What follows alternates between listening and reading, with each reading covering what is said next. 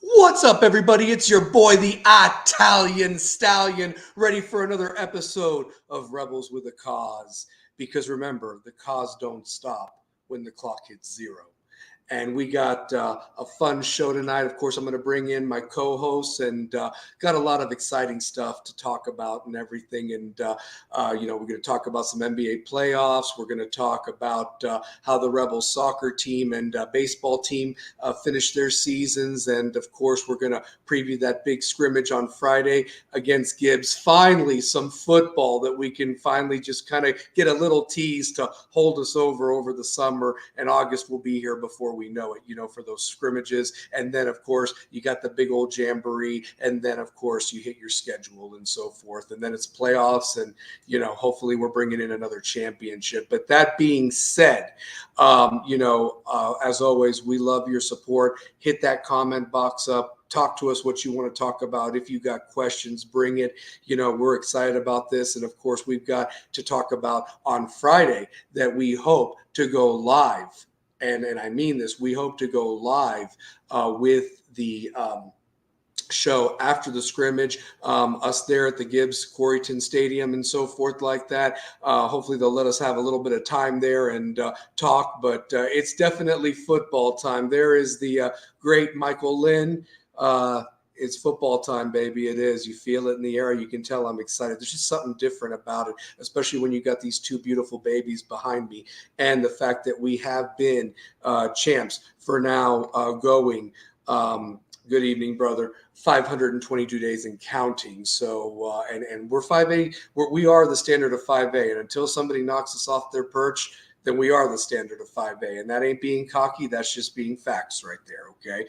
But, of course, we got a message for the kids as they have gone through these spring drills. They're excited, and they're going to show their stuff. The 2024 version of these Rebels coming up, going to show their stuff Friday against a very good, talented Gibbs team who is no slouch either. My boy Shane O'Mac's going to talk about them a little bit and what they did last year.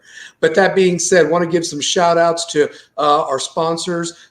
First and foremost, my gal, Miss Kim Castle over at King's Chamber. Go pay her a visit. You might not see the sign up yet. They're still working on that. They're still working on getting that pedicure and manicure thing going, but she can still do the waxes. I mean, I just had my eyebrows, nose, and ear done. She does the haircuts and the beard trim. I know I don't got much on top, but she'll do it real nice for you. If you got a full head of hair, or she'll buzz it completely off, whatever you want her to do. And obviously the shoulder massages too. So definitely go pay her a visit. Washington Pike. You'll definitely feel like a king at that chamber. Also, our boy Alex Thatcher, Knoxville Coffee Company in the heart of Marble City there on Sutherland Avenue. Go pay him a visit, buy you some brew. It'll get you through the day, start your mornings off great, even nice, calm you down in the evening type of thing. So pay them a visit over at Knoxville Coffee Company. My boy Alex Thatcher over there off of Sutherland Avenue in the heart of Marble City. And as always, remember, the views and opinions of this program are not affiliated with those of any other organization or West High School. This is solely the staff and hosts of Rebels with a Cause, whether it's myself, Two-Pair Tate, or Shane O'Mac, Shane McGee. Any of our guests, those are their opinions, not that of the school or the companies they work for. So just keep that in mind as always. And we're always going to have a good time. So without further ado, I've talked enough. Want to get my co-hosts on here, give them the respect and love that they always deserve. They're just as excited and giddy about not only tonight's show, but also Friday as we go live after the scrimmage, Rebels with a Cause there in Corryton, special Friday night edition and so forth. But going to be real exciting, in the weather holding up, thank God, because I was watching it for the last few days just to see, are we going to do it, we're going to not, but it's looking really good. So, but without further ado, let me bring him on first. You know him as the Mr. 2003 West. You know him as the voice of the Rebels and Lady Rebels for 18 plus years on the court there at wonderful Gymnasium of West High School. And also, if you hand him a mic, he's going to embarrass you worse than Drake. Or I don't really know about all that, but he's going to explain that to us tonight too, because we got all that sorts of stuff to talk about, and we want to hear from your chat box what you think about that too. But without further ado, everywhere in the area, give it up for the one, the only, the great Two-Pair Tate, Brian Tate. Bring him on, ladies and gentlemen. Man, oh, thank you for the intro, man. Always, my brother. So I gotta say this. I gotta shout out some of my sponsors. We gotta put them up here. Go for it, bud. My dudes at Razor Sharp Barbershop, way down west on the country side of things. My man Josh Fink, my man Corey Booker, they are doing their thing out there. Razor Sharp Barbershop. Niceville. And do me a favor, two pair, email me or text me their information, the address and the phone number. I will put that banner up for you, man. Yeah. Also shout out to Gams Barbershop down on University too. You know, we got to shout them out. Nappy Wings, we got to shout out Nappy Wings. Bunch of other people, man. I'm gonna get you all that information. We about to have all the sponsors. Absolutely, man. This thing is growing. They supporting the cause. So, they supporting the cause. They supporting the cause. They supporting the cause. Yeah, supporting the rebels in the cause. I'm really excited for. We've got basketball coming up on the 13th. We got football Friday night. It's a good time to be a rebel, man. Like, it's a lot of good stuff coming out right now. Like, far as just I'm loving what I'm seeing on the women's side with Coach Graves. I have not seen the women's side this active. Like, active. So I feel like we're closing out with baseball, soccer. You know, we're closing it out, and now it's like we're getting prepared for the mindset of what fall should be like. And you know what's crazy? It's funny you bring that up in a really serious, awesome way. I almost feel like it is a brand new page, like no pun intended. Like you're turning the page. This is the end of the 2023 2024 year of the sports, and schools finishing up. Proms are done now, and now you're starting to get into graduations. Seasons are starting to end in the spring sports, and now it's like you've got tryouts coming out. Like, you know, you hope to, I'm going to let you talk about that later in the show, with the basketball coming up and so forth. And then, of course, football wrapping up this week with the big spring scrimmage against Gibbs on Friday. And it's just giving you that little bit of tease of what next year, you know, even baseball themselves is having tryouts at the end of May, you know, so they're already starting to get ready for next year, even though their season, ended in a disappointing fashion. They did manage to beat William Blunt to continue in the district tournament, but ultimately fell 7-2 to Hardin Valley, and the season was over. And salute to those 10 seniors that were on the team. But they got a lot of young talent coming back, and hopefully they'll rebound next year. And then, of course, soccer ended their season. Sadly, there was a weather delay yesterday. They called the game with 13 minutes left. I don't know if West could have tied it, maybe sent the game to overtime, but unfortunately they fell to the Maryville Rebels 2-1. So that ended soccer season. But the JV team did very well, and I'm hoping that a lot of the kids that were on that team will make that next step to play varsity, along with the kids coming back from varsity, and they should have a better year next year. Last year they made an appearance in the sub-state and so forth, and the year before that they got to state. So this was one of those years that was just a little bit of a down year, but I think that they'll be right back in the mix next year. I just think this was one of those transition years that happens sometimes with a program, you know what I mean, type of a thing. So, but shout out to them and so forth. Before we go into it, I want to bring in our newest staff member. He, of course, made his appearance last week, and he's now going to be a full member on staff of us. We love to have him now that he's done with his thing at Beard, even though he's still got a kid over there, and that's all good and everything. We'll worry about that later. He's all heart. He's all rebel. He's a true rebel with a cause. He always knows what he's talking about, brings great stories, and has a lot of knowledge about all sports, and definitely is a true rebel with a cause with everything that he does. Let's breathe it up for the one and only Shane O'Mac. Shane McGee, what is up, bud? What's up, fellas? What's up? How we doing tonight? What's up, man? Great. I love how everybody has their definitive look. I feel like this is real Pat McAfee-ish. Like one of us got to stand up the whole time.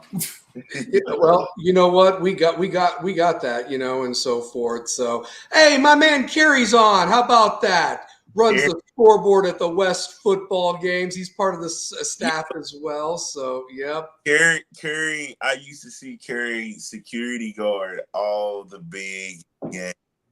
If it was not a big game, like if Kerry was at your high school game, it was a big game. Yeah. Like Kerry, like that's one thing I will say. Like of all the big memorable games I've either played or went to, there's like faces that stick out. He's one of those familiar faces that like just you'll never be able to forget. And such a wonderful man, and has so much love for the kids and everything that he's done. Whether he was at Bearden, at West, wherever, he's always brought it. And like you said, always being at the big games and so forth. And I love what he's saying there. 522 days going on 622. Amen, brother. I mean, honestly, we're just going to keep this thing going. I know that we all don't like Roman Reigns, but I mean this. This is only the second or third inning. I'm looking at the ninth inning on this and so forth. So you think they can go? You think they can go? Can they go? Can they go 1,200 days? Yep, I think they can. I think they can. 1,200 I think days? they can. That would be 2 more state titles and so forth, and that would get them to 1,200, pretty close. So yeah. Does West become the new Maryville and Alcoa? If we called it, I think just because of the talent of kids and the whole community, they've bought in and they've invested, right? Mm-hmm. So, he's invested like God. Like I've never seen anything like it. I've never seen an investment like this to where they've got a show, like we're talking about, like, dude, this is happening in real time, right? Mm-hmm. Like they've got all Sutherland Avenue, the Yeah. whole part of Kingston Pike, basically from like Food City down to the Strip. Yep. It's all West. Yeah, and even over to Rocky Hill, even down over there to Rocky Hill and so forth like that. That's it gets a little choppy right there between them and the Bulldogs, but yeah, you don't get that anywhere else. Like look at everywhere else, you do not get that. Maybe there are smaller communities like Halls and stuff like that, but we have carved it out. Like, and you want to know something? I love the slogan. I think that it was a little hard to digest because we had not been united as a school, as a community, but it really is now one West. And credit to Lamar Brown for creating that, that, and it starts at the top, Dr. Spees, it talks about, you talk about Romero and Carruthers, the administration, down to the faculty, the kids that you brought in, the staff. And, Lamar even said it himself, yes, he's the head guy, Scott Shavers, everything that he does behind the scenes and so forth. But this staff together likes each other. Everybody loves each other. It's a true community. And, when you see the amount of support that was down in Chattanooga, old players, players that just graduated a couple of years ago, parents, and stuff like that. I mean, it really is one West, and we're a force. And until that force, gets broken up, which I don't foresee it. I mean, we've lost some good parents, but we've got some parents for these up and coming kids that really want to continue the all the stuff that they do for the kids, the goodie bags, the meal preparations, the everything, it's really something special to be a part of. And if they've got over 100 kids, invested in this thing, I mean, they've got talent. They've got a lot of kids that are going to be stepping up, and Friday is their time to show. It's a scrimmage, but at the same time, you're not hitting your brothers, you're hitting the other team. What do you guys think about all that? I think, given everything we've gone through and how we've been through, how it's just like, once again, like the community support is just amazing. But these kids are bought in, they're invested. When kids are bought in and invested like that, you're unstoppable. You've got the support, and plus, come on, you get to go hit somebody, you've been hitting your teammates for the past couple of weeks. Oh, please let me go hit somebody, and I can lay all this aggression out. So we know how those practices were. They were brutal. Mm-hmm. Spring practice was rough, not as rough as camp in the summer, but you're ready to go hit somebody and Yeah. get a well-deserved break, but you won't put it out to the world that you're ready to play. And of course, your game quality game, well, not quality game reps, but your game, the coach is going to see what you're basically under lights. It's Friday night lights. You're doing game situations, and you can see what you have. And then you can throw your JV and your freshman so you can step up. Who's going to be that valuable backup? Or the other thing too, do you have a season like you had a couple years ago where you're just running people off the field and the running clock is already going because you've already upped that 30 points and you're getting a lot of the young guys some big time experience, big time. That wasn't there last year. We found creative ways to win, but man, if they did come up with another season where they're rolling everyone and so forth and get a lot of the younger guys, why can't it get to 1,200 days or 1,400 days and so forth? What's good to see is where they were running teams off the field. You get running clock. Is the starting players that were in those for those quality until you got up to that point, they never slack off. They don't. And the JV came in because it's JV kids, and I just lost everything. Yeah. No, it's true. Yeah, I'm really excited to see what they look like from spring camp to actually hitting somebody. Like, I want to see, like, are we a physical team or are we going to be a finesse team? Like, what? I want to see the standouts. Like, I want to see how our defensive line looks because I feel like to win a state championship, you got to have a very good defensive and offensive line. It's all about the trenches. It's hands out about the trenches. Mm-hmm. Yeah. And here's the thing. It's interesting you bring that up too, Pear, because, I mean, obviously you lose Carver and Whitesell off the offensive line, but you had 6 guys that were in that rotation. 4 of them are coming back, got a lot of young guys. So they're looking for that 5th starter at this point. So they are great on the offensive side of the ball. Defensive side of the ball, it's a different story. I mean, you lose an all-state in C.J. Smith going to Tennessee Chattanooga. Mohammed was solid there in the middle as well. Of course, DeRoche is back, but you also lose Joey Wilson, who was a solid senior contributor like Doug Gwynn getting back there on 3rd down. So you've got the young guys. I think about Nalaja Dickey. I think about some of these other guys that are Leggett and those guys that weren't playing that much last year. And now it's their time to step up. And of course, when you have a piece like DeRoche up front, that's just a complete animal and just really gets after it, it makes the job of the guys next to you a little bit easier, but you got to bring your weight as well to get after that quarterback. So. Yeah, you definitely do. I think when you lose a guy like, CJ Smith, but the defense, when you look at the Ryan Scotts, you know what I'm saying? Like, you lose those guys, like the Anderson Smith? Anderson Smith, yeah, who just signed with Wofford. So, yeah. Wofford, like, that's a lot of talent at the linebacker. He's got a little brother coming up. Yeah, he does.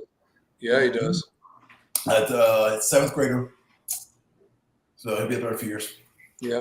And of course, they got the NFL pet. They got the college pedigree with their dad. Chavis played. Yeah, they do. Yeah, CJ Smith's little brother. Yeah, he's coming up. Yeah, my son played with him a couple years back. So. Yeah. So, and here's the other thing too. You look at,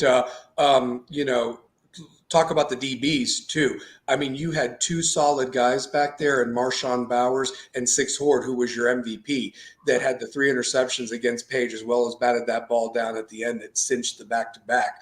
I mean, that's going to be rough to replace. But you got a kid in Antoine Burdine that I think is just going to blow up this year, and also anterior. Burdine, you're really high on Burdine. I am. I am all in Burdine. He's going to show something. I feel like he has that explosiveness. You know what I'm saying? Like, I feel like he could be the guy that we're gonna be talking about like every single week. I mean, him and DeRoche are like the two dudes that, and then let's not forget Jack Keith, not only our basketball guy, but I mean, he had 108 tackles last year next to Ryan Scott, and he's going to be hitting people, and so forth, honestly. So I'm excited to see what Jack Keith does this year as a senior. So, yeah. I'm really excited about Jack Keith. I'm excited about Jack Keith in basketball as well. Absolutely. I mean, they like I said, and here's another kid that I'm really expecting to take a next step because you saw flashes last year, but this year, I mean, he could be a very big contributor as a wide receiver, and whoever they decide on quarterback has a good target in David Drata. I mean, David Drata had a couple of big catches against Bearden last year and also against Powell. So, I mean, I'm just saying that that's a kid that I'm really thinking is going to be a big time contributor. And also, I'm excited about Corey Person, 6'3", 160-pound target. I mean, that's nice to have that type of height at the high school level, honestly, a big target like that. And he was injured for a lot of last year. So he's got something to prove this year on the offensive side of the ball. Yeah, most definitely. I'm a big fan of Battling Me, man. I'm a big fan of those two guys. I'm really wanting to see what they do Friday night as well. Like I'm really hot on those two kids. Yeah. Shane, I wanted to ask you something, but with how spring practice goes and so forth, it's an opportunity to kind of show the coaches, look, I am ready to be the guy, and so forth. And of course, now you're going against a quality opponent in Gibbs. I mean, honestly, I don't know what they bring back, but they were very reliant on Brockwell last year. I believe he led the Knoxville Football League in the 5-star preps area with 27 touchdowns on the ground and also 1,286 yards. So I don't know if he comes back this year, but if he does, that's a heck of a piece to come back with that he was their whole team. Talk about Gibbs last year, man. What were they like and so forth? Gibbs, let me pull up their stats real quick over here. Sure. Close everything in. There we go. Yeah, all right, so looking at 10-3 record last year. They scored 449 points and allowed 293. They were 4-1 in the district, which is 4A Region 2. Lost one game at home and 2 on the road. Looking at their scores from last year, let me pull those up. How bad were they beating teams? Union County last year, 56-6. Halls had a great team, a great start to their season. That one was 24-13. Carnes, they dismantled. Seymour dismantled. I mean, there was a shutout against Seymour, 49-20 Carnes, 55-13 South Doyle, Campbell County, 56-28. They score, and they score a lot. Yeah. So that means the defense is putting in work. The offense was not solid, especially you got, is it 1,200 yards? Mm-hmm. Yeah, the Brockwell kid had 1,286 on the ground, 27 total touchdowns. So yeah, I mean that shows that line and his ability as a back is just brutal. The interesting thing that I didn't see about them, I didn't notice, I'm sure they have a quarterback and they passed the ball when they needed to, but like you mentioned, the offensive line was more ground and pound heavy and control the clock, it seemed like. Yeah. More than anything. It's just look at the scores that followed them. I mean, they lost in Greenville 42-0. So that one, Greenville's been good. Mm-hmm. Northview Academy up there in Kodak, that one went into overtime. 28-27. They took care of Fulton 59-30. Mm-hmm. Wow. Years ago, you would never said that. Anderson County, who had a down year, in my opinion, after winning their state title the year before, they took care of Gibbs 55-6. So and you see, just to compare, or anything like that, never know. But I felt Anderson County was down last year, so they took care of Gibbs on that one. Yeah, Anderson County gave West everything that we could handle. I think we only won that game 8-7 or what have you, like that. It was, but we beat them. I say we refer to my old program, but first half, little rough, little tight game, but then second half, we blew them out. We blew them out. So Anderson County was up and down after winning that state title here before. Mo East was only a 7-point game. Mo East was a pretty good team last year. Mm-hmm. But overall, Gibbs came in and dominated who they played. There's a few games here and there that, kind of a toss, but even their losses, the Anderson County one was rough. Greenville and Halls. I mean, Halls was their closest in with it. So when they lost, they lost. But when they won, it was convincing. Yeah. And how far did they get in the playoffs, by the way? Did they get to the first or second round? Let me look. Based off weeks, I would say it looks like they got to Northview Academy would be private school. So I would say they made it to the first round. First round. Okay. First round of the playoffs. Yeah. I mean, that's a successful season. I mean, that you at least got to the playoffs. I mean, you're talking about a school that didn't even play one home game a couple of years ago because they were waiting for their new stadium. Yeah. So, I mean, those kids are tough. Those kids are tough. That community's very tight-knit up there in Corryton. Mm-hmm. They used to be 5A too before they dropped down to 4A. They used to be 5A and everything. Mm-hmm. So when we won the first state title in 2014, they were a 5A school because I remember we scrimmaged them at the Jamboree, and they were also like one of the contenders that year with South Doyle and that group and so forth. Like, I was surprised that we'd go up against a district rival or district team in the Jamboree, because normally you throw in a different one. Because I remember Bearden a couple years back went up against Powell when they had Walter Nolan.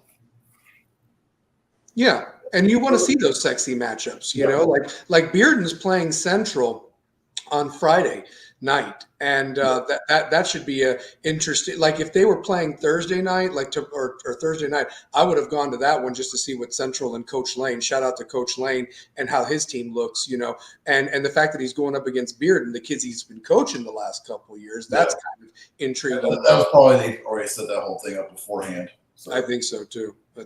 And then next week, Powell and Alcoa are going to throw down in a scrimmage at Alcoa. That will be a good one, I think. Powell and Alcoa, and you see, Powell's got to prove that they can replace their whole offensive line, and of course, Steven Souls, the Kentucky commit. Obviously, they've got their guys that speak for themselves. Their quarterback Deuce and the running back that they have, and all the skill players. But do you have an O-line to block for them? Alcoa. I mean, they're bringing back the guy that's committed to Michigan, Eli Owens or what have you. So, I mean, they're going to be solid again. So I have coached against Eli. I met the kid personally. Amazing kid.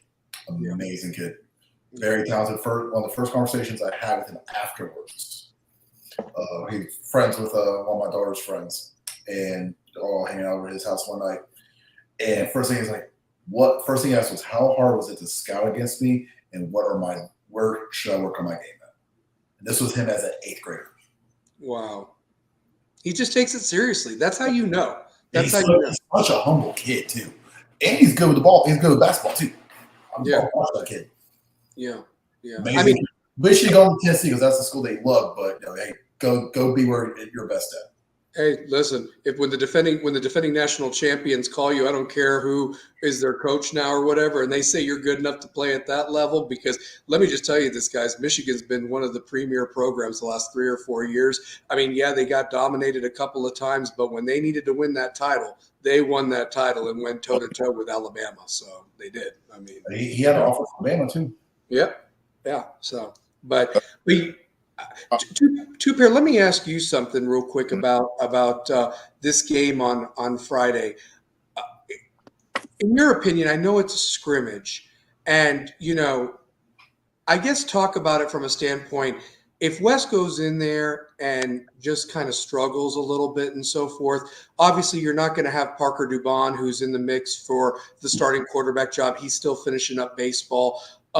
You might have some guys that are still finishing up track and spring sports that weren't maybe available. I guess my question is, you really can't get a good read on it, whether you blow them out or you win tight or, even dare say lose. What do you expect that we are to learn about this at this point.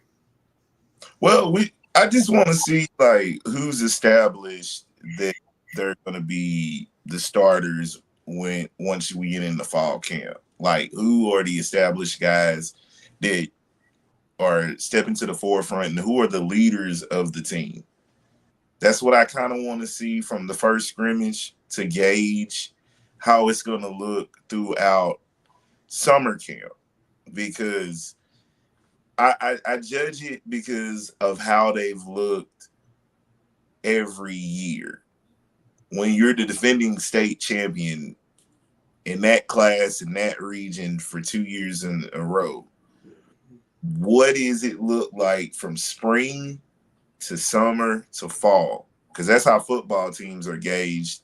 And they're on a quest to do something that no other school has done. And it's getting reported like it's like up to the minute. I've never seen a school like that has that many eyes on them, just in the nation and in the region. Come on, now. We're talking about you got former players creating a show to talk about it. Yeah. Yeah. Well, and here's the other thing too. 20 years removed. Well, and let me just say this real quick. The fact that you are like we live in a time. We've been out of school 20 years plus. Yeah. And we're doing a show about kids that have won back-to-back state titles and haven't lost in over 500 days again. Like, dude, if you would have told me as an 18-year-old I would be doing that as an adult. I know. Dude, I just had a crazy,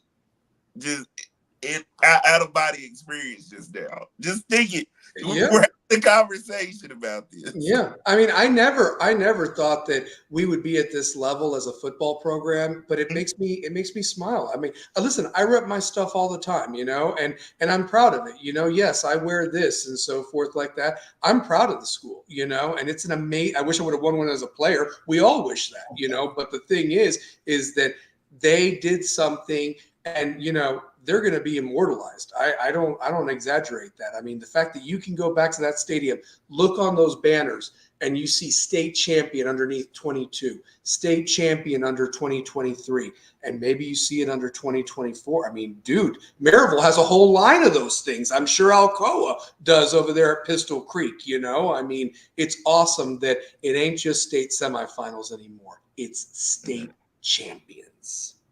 In our day, we were just happy to make the playoffs. Yes. It's good to say that. Yeah. We were competing with Halls or Powell for that 3rd or 4th seed, because it was always Maryville and Central 1 and 2 back then in that region. So, honestly, you had to beat Powell and Halls to get the 3rd seed. People were already counting automatic losses to Central and Maryville, unfortunately, back then. So, yeah, I mean, but now West is like, well, here's the other thing too. We talked about it before, and 5-Star Preps is entitled to their opinion and so forth. But you counted us out last year. We went ahead and won state again. And then you're going to rank us preseason 7 behind those other teams. I say maybe 3 or 4 or whatever, not 7. And until somebody shows that they are the class of 5A, I say we're up there, because when that poll comes out, and granted, it's just a poll, it's done by the Tennessee Writers and so forth. I expect nothing less than for us to be number 1 and Page number 2. And that's how it should be until somebody proves otherwise, that we lose that number 1 spot. We held it almost all year last year. I think what it is they don't know how well we're going to reload, because we have relied on a lot of our stars, even though we've had good backups. They want to see how you're going to reload. You don't return a whole bunch of starters. Like, well, they're going to drop. And it's always going to be that way until you prove them wrong. Yeah.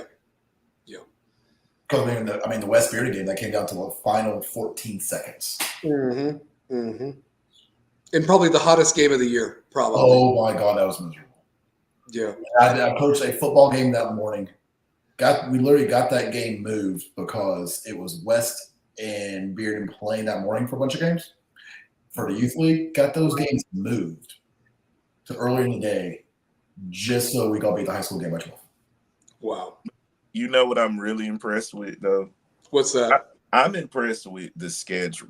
I'm really impressed with the schedule. Look, when Talk about the schedule, Two-Pair. Talk about it.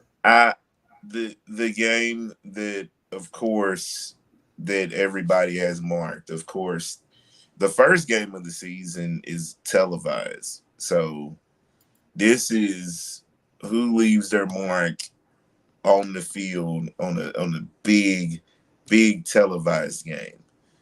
August the 24th, away at Bearden. And I think he's going to put it on Channel 6 again, by the way. He did. Is that at Bearden now, or is it still? Well, that's what I'm trying to figure out. And I've got to ask somebody, because what's really weird, Shane, and you would know better than me last year, did Bearden really only have 4 home games last year? Because I thought it was supposed to be you had 5 home games and 5 away games, but it looked like they had 4 home games and were on the road for 6. And so here's the deal. I'm looking at their schedule. It says they have 5 home games, 4 away games. And then the West game, they're saying on Coach T, is going to be at LMU's campus, because this is the LMU showcase or whatever like that, which I don't mind traveling up there, but I'm really shocked that Bearden would give up a home game, especially with how much revenue they could make off that game with all the kids from West. Those games are played on Saturday. Arrogant. That is the game to go to on Saturday. The past couple of years, we've been doing the Saturday game, it's been just Harrogate. We got to drive up to Harrogate. Well, I got to get that. Coach T could be wrong. Coach T could be wrong. So yeah, I mean, but it's looking like that. But it's like, why would you have that game up there? No disrespect, when I love when the games are at West and at Bearden. You know, Bearden has that one side, and it's like really right down the middle. They're, you know, you got West and the West band and Bearden and the Bearden band, and they're all fighting against each other. I mean, it's just a special atmosphere at Bearden's. And then at West, you got one side barking at the other side across the field. I mean, you know, it's just, why could you not have that at the home game? So I don't know. So I got to get that solidified. Yeah, that one just doesn't make sense to go all the way up there for that game. It does not make sense one bit, because that is the moneymaker of the season for both of our programs, for both of those programs. Yeah, I've ran a scoreboard for those games, and it is standing room only. I mean, you got them around the track even too, you know, and so. Yeah. I mean, I know over at Bearden, they won't let you go to the other side of the track, where they now use the far side over by the practice field as the home side, so they can get crowd participation on the bleacher side. Yeah, And, all of our years through the programs and everything, we were on that side. Bearden was by the stands. Oh, yeah, they just made that change 2 seasons ago with Coach Wells coming in, and I mean, that threw me off. Yeah. But it made sense. You wanted to get the crowd involved, but it's just weird to me. It is. I mean, like I said, obviously, if I guess they rotate. Like, there's some years they're at West, and then they have the Farragut home game like last year, and then this year they'll be at Farragut, but they have West at home, or I mean, it would be normally those are home and home every time. Yeah. Always a home and home, especially with those. I mean, for Beer and Farragut, they call it it's like the 6 or 7 mile operator. I can't remember the exact distance. It's like right on the mark. Do you factor in however it's probably whether 4 miles to west from? I should like that. Now I think about it, because I grew up 1.5 miles from Bearden, but went to West, and that was maybe another 3 mile difference. So man, those are right there. Oh yeah, they're all right there. And here's the other thing too. Last year, what was interesting was West's home games were Bearden, Farragut. You had Alcoa, Halls, and Powell. I mean, we had a really good Gates in the regular season, and those were all big matchups, and they were close. Now what's going to be interesting, if you look at the schedule, you've got Clinton, you've got Maryville. That'll bring people to the game. Central will bring people, I'm sure. Kevin Lane's return back to West and so forth. Heritage, that's not going to be that probably big of a crowd. Anderson County could bring people. Anderson County travels pretty well, so. But those are your 5 home games. Heritage is homecoming. So You know what I'm saying? Heritage. That's the 27th, so that's a Friday night. Yeah, that's probably the easiest game on the schedule, in my opinion. Everything else is rough. I pulled up Bearden's schedule from last year. They had their home games. The Maryville game, I think, could be a tough. It was Maryville and Central back to back. This is like old school, like way back in the days where you played Central and Maryville back to back. Like Maryville Central, like ugh. And look what you're coming off of: Bearden, Clinton, and Farragut. All three of those teams, especially Bearden, they're solid. I mean, so yeah. That's a tough. It's a very tough schedule. But you know what? We ain't afraid to play anybody. I mean, they are playing the best. And you want to know something? No disrespect to this program, but somebody asked, why aren't we playing Fulton? I hate to say it, Fulton's, you could get back there, but right now they ain't anywhere near where they used to be. And last year in the Jamboree proved it. I mean, we took our starters out after the first drive, and with backups, we still won 21-0. I mean, and that was just in one quarter of a Jamboree. So, you know, and we've proven the last couple of years that when they were on the schedule, it was done with Fulton. So until Fulton gets back to that level to play with West, that doesn't get us prepared for the Pages or whoever's on that other side of that state, like Henry County or anybody like that. So, yeah. Yeah, I never realized that they didn't play Fulton. But I do remember this. I do remember that scrimmage, the Jamboree. Yeah, last year. Yeah, and we beat them. I mean, it wasn't even a contest. Yeah. So. Go to Bearden's schedule, Shane. What was that you were saying about it was only 4 home games. There was only 4 home games.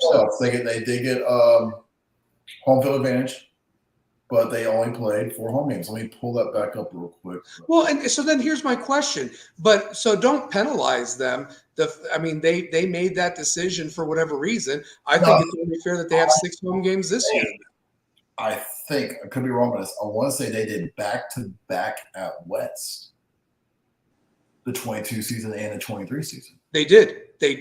So last year should have been a home game. Should have been. I think what happened, I think this is what screwed the whole thing up. Go back to COVID year when my daughter plays. It's been her freshman year. When Bearden had to suspend everything for 2 weeks. Yep. Yeah, and that was like we had to do the forfeit. Like your team tests positive, you forfeit. And wasn't that game supposed to be at West, if I'm not mistaken? I think it was. So then it's threw everything off, and I don't know why it hasn't been fixed yet. But it's definitely been back-to-back years at West for Bearden. So this will be the first. If they don't host this year, it would be really weird. And then drive both teams from West Knoxville up to Harrogate, or for like. Wow. I mean, I don't care if it's on a Saturday. That's still a drive, you know. Like you wouldn't pull that on a Friday, you know. So and then like you lose concessions and revenue and ticket sales and all that, like because that's you'll get your ticket sales, but normally that money goes like there's obviously the revenue split between teams and stuff, but you lose all your concessions, and that's a huge game because it's the only Saturday game. It's just like right before Thursday. Everybody comes to those Thursday night games. And then, you better keep that period. But I mean, it doesn't make sense to me. I think Bearden would be making a mistake of letting that game be played in Harrogate. I'm sorry, that's a lot of money that they'd be losing on that. The only way I can think of is that that's going to be televised. That's going to be what that's Mark Packer saying. Pac-Man Productions. Yeah, it's the rivalry Thursday, but on a Saturday.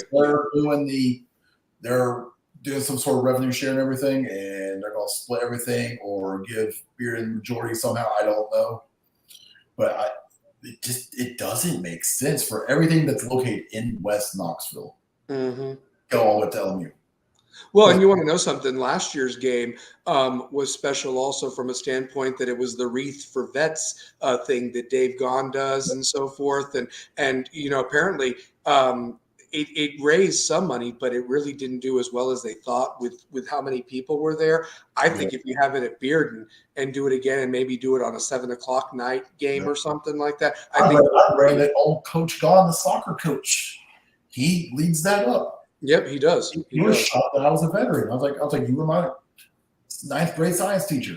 Of course, I donate because I've had my kids go out to the cemeteries here for our veterans, and we go lay wreaths during that time. And he runs the press box, and he runs it very professionally at West. Every Friday night, he takes such pride in making sure it's clean and respectable. And him and Carrie, I mean, they do such a great job over there. I love being up in the box with those guys, and I'm looking forward to the band getting back together soon here in a couple of months too. So it's gonna be real special. I look at this Friday that some guys can announce themselves. And the other thing too is don't think like you're just going to walk in there too. Those guys have something to prove. They know, if anything, they're going to be hungry to prove themselves against the back-to-back champions. Nothing's been given to you guys. Now you got to work for this trophy, and this is the first team in the way. Even though they're not in your classification, they're in the way. So, and you need to kind of send a message to everybody. We're back, simple as that. So, honestly. We didn't go nowhere.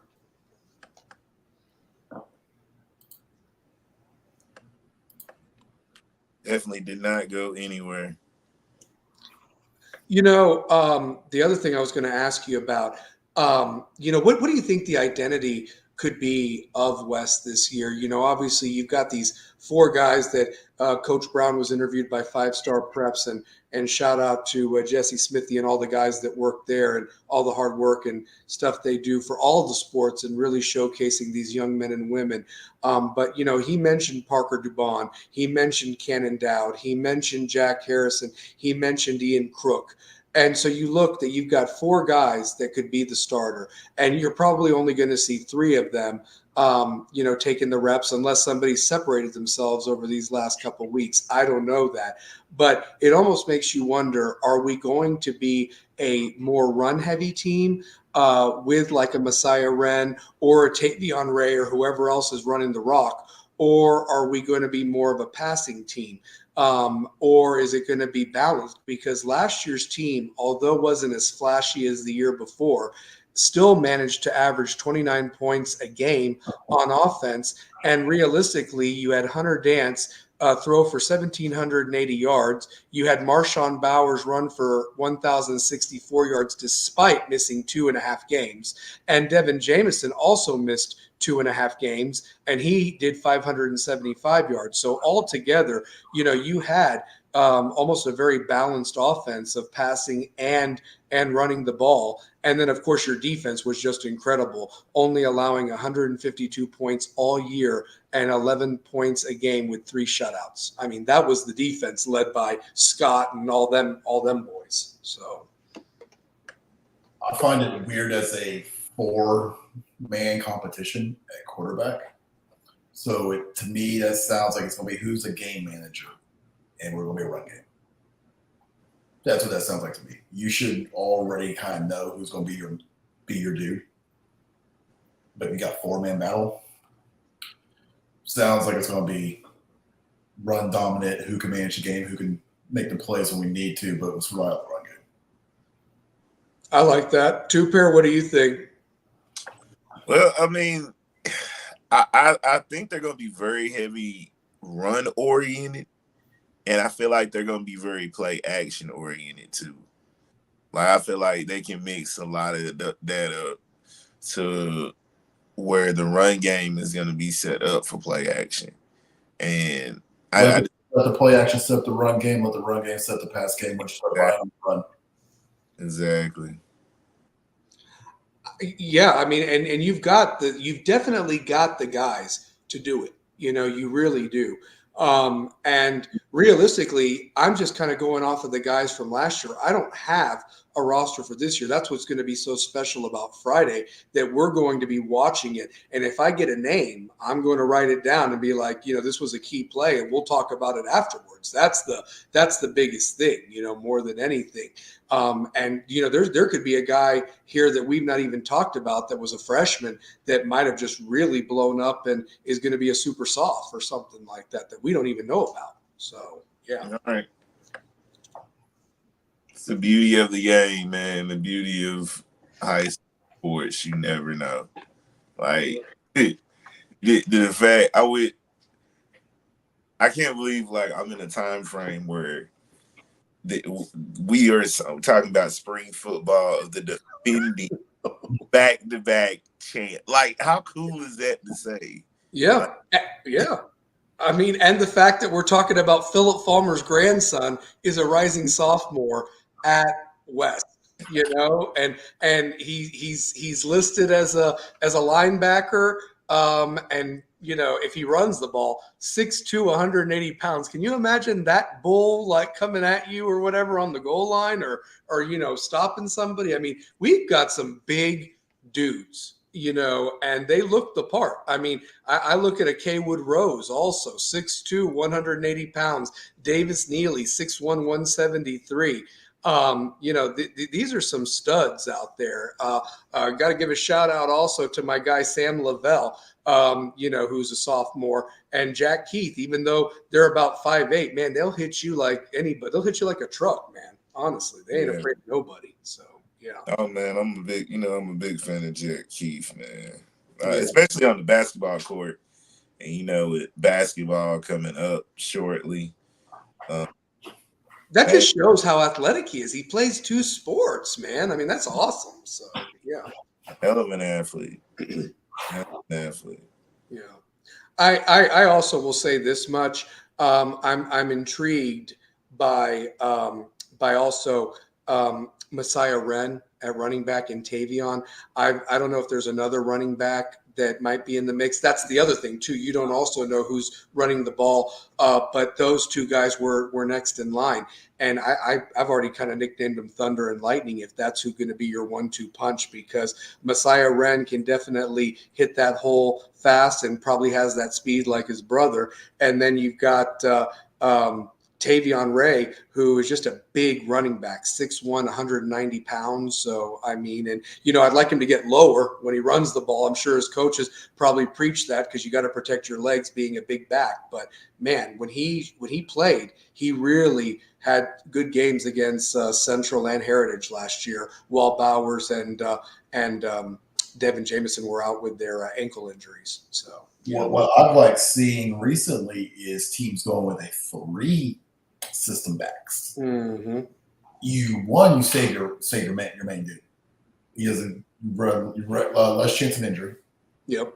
But just because I watched a lot of Beard games last year, they had 3 studs, and then when the Purdue commit went down with injury at the Hard Valley game, they brought in a freshman, the quarterback's little brother, and he dominated. He did good. Yeah. So it's good to see teams go with the 3 system back. Yeah. And I know that for Bearden, I know that there's going to be a lot of talk of Jason Thompson, and rightly so. He was a stud. Yeah. He stepped in for Merriweather. Merriweather was the Merriweather. Yeah. He stepped in for him and dominated. Then you had I can't remember who Jason's backup ended up being, but then you had Perry's little brother. Drawing a blank on his name now, but I mean, that kid came as a freshman and got significant carries. I mean, it was clean up at the time, but he'd break through a hole with the JV squad out there, while some teams are still running their varsity downfield. I guess they've got so many good players for them, but I guess the guy that's probably one of the big studs on that defense this year for Bearden is going to be Kai Ironside from that famous family that's always had good players over there. I've known Kai forever. Love that kid. Coached him. Great family. Comes from a football family. The Ironsides are great people. Yeah. Kai has dealt with a bunch of injuries over his football career. So curious if he actually plays next year. Kai's had more shoulder surgeries. Wow. I didn't know that. All I know is that his name gets called every time when he's playing West. He's always in on the He was starting running back and linebacker his sophomore year. Mm-hmm. And Kai runs with a different type of aggressiveness. That kid will fight for every yard. Love that kid to death. Took a hit from him in elementary school and busted my mouth wide open. Wow. That kid will lay the wood to you every time. Oh, I see it. I see it on defense. Yeah. I mean, coachable kid, amazing. He actually freshman year he went and played at Macaulay. Oh, really? Yep. But then they brought in some 4-star stud out of Florida, and he came back up here to Bearden so he could play with his older brother, Magisha, number 0 for Bearden last year. So. It's crazy to see, like, the private schools specifically, Catholic, obviously they're having to do it because look what they're going up against. I mean, Baylor, McCallie, Yep. The Battleground Academy over there in Middle Tennessee. Those places have dorms for people to like live. Catholic doesn't have that, you know what I mean, type of a thing. So I think they bit off more than they could chew, to be honest with you. I think. I mean, I don't know. So but they get they get the guys. I mean, there's probably some kids that are at Catholic that might be at West, if they went to their zone or whatever. As Coach Cummings used to say, if it wasn't for Catholic and Webb and CAK, West would have the best players in our day. Yeah. Yep. I mean, they even have their own buses pick up kids to take them to school. So like that's what your tuition gets you. Or Yeah. 20,000, whatever it is. So, yeah. I remember going to a track meet at Webb, and they were doing a fundraiser for $5 million. My jaw dropped as a middle schooler. I'm like, you're raising how much money? Yeah, we're not talking 5,000. We're talking for a pancake breakfast. We're talking 5 million. So yeah. Well, and let's be fair. All operating cost for a high school right now is 6 figures. You're looking at 120, 150 grand a year. That's operating costs for a high school program right now. Oh, absolutely, absolutely. And then look at their facilities. They have 3 gyms over there. What schools need 3 gyms? I mean, they got that operating cost that's just like for West, Bearded, anybody, like the operating cost is outrageous. Mm-hmm. Without a doubt. Deals, buses, all that stuff. So. Yeah. No, it's definitely up there. I mean, so, let me ask you this. And I've obviously reached out to a couple of our former guests that have been on here, guys that are fans of the show and so forth. I hope we can make it out. I know it's tough. Corryton, 6:00 at night, people getting off work Friday. But if you can make it, go. Honestly, if anybody that's watching this, if you can make it, go. It'll be fun. The weather's going to be great. It wasn't looking so hot earlier in the week and last week, but it's looking like it's going to be 49 degrees by the time sunset happens or what have you. And a high of 73, partly cloudy, perfect football weather. No rain at this point. All that should be out of here by Thursday. So I'm excited to see what happens, honestly, and would love to see everybody, come out that watches the show and, give us a shout, say hello and so forth. And I just look forward to just seeing what the team looks like and how engaged and focused they are. And, the fact is that it's already started. I've always felt that the quest for a title starts in what you do in January in the weight room. Now this is the second block with the spring practice where you get the pads, you learn the playbook, you incorporate what you want to do as an offense and everything like that. Then after spring, you can't get lazy. I know it's summer, the pool, beach, fun with your friends. At the same time, man, those morning workouts are huge in the morning and so forth. And then that gets 4 quarters. 4 quarters. 4 quarters. Yeah, absolutely. Every time, that's your first quarter, get strong. Spring, second quarter, you get a little bit of break before we hit. Then you get the summer workouts, but you're not truly having to worry about getting the pads on. Third, get that little halftime break. Once the dead period hits, third quarter where you show up and make those adjustments. Mm-hmm. Quarter, it's all about it. It's go time. It's go time. And overtime, and if you get to overtime, playoffs and championship. So that's it. So, yeah. It's a year-round thing, man. It is a year-round thing. But I just think the culture of this program from the top, the support of the school and the administration, the parents, everything they do and contribute. I mean, Saturday mornings, they go in and clean the locker room. You know what I mean? Like, that's just amazing to do that and make sure that the facilities are just spot on to make that place a beautiful background for football every week. Honestly, it's an amazing facility. It really is. So, yeah, I can't talk about it enough, honestly. So, I wanted you to talk about what's coming up next week for our basketball Rebel teams and so forth, because, as football wraps up, this week with the spring scrimmage, and obviously graduations are coming up. There's a lot coming up for this kids that are coming back in all the sports. And I just want you just to kind of key us in on that, Bud, and the Rebels with a Cause family. Yeah, man. Big news in the basketball world of things for the Rebels when you look at what's been happening. Um, we do have them on, let's see, we have them with their first practice going to be May the 13th. So let's get all that info to the kids right here. So that's Yeah. Monday. Okay. Yeah, May the 13th on Monday, and then Thursday, May 23rd for rising freshmen. So for the current students, the Jalen Hills, the Christopher Cowens, the Reese Clarks, the Garrett Birch, who, getting through rehab right now on that ankle. Cause dude, when he's in the rhythm, this team can go. Devin Martin getting his first offer from Kentucky Christian University. All right. Yeah, in his first offer. So this summer is that summer push for Devin and that junior class with Jalen Hill. You know what I'm saying? This senior class coming up, and then Kevin Jack as well. Like we got to see what's going to be out there. I think it's a ton of talent.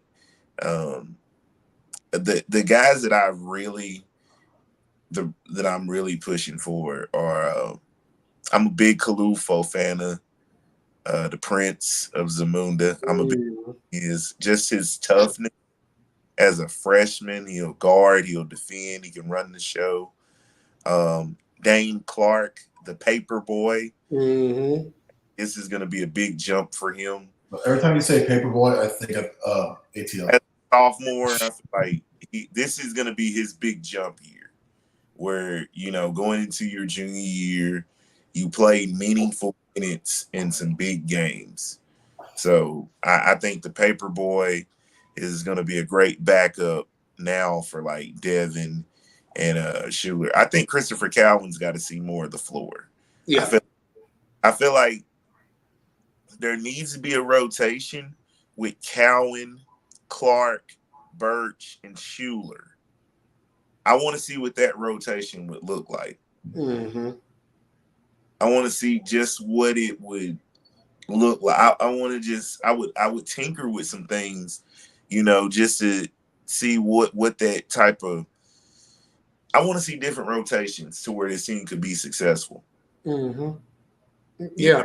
I mean, I'd like to see just them spread it out with the wings, because you got Malik out there that could also not only defend, but also brings energy off the bench and so forth. I mean, I almost, like I said, I didn't like the three big men at the end. You got to have, if you're going to play two big men, one of them, like a Devin Martin, out and hit the three, and Kevin Jack has shown he can hit the three, but a guy like that needs to be underneath the basket, cleaning up the boards and either putting it back, kicking it out to a shooter and hitting a three. Honestly, that's what somebody needs to be doing down there. So. Yeah.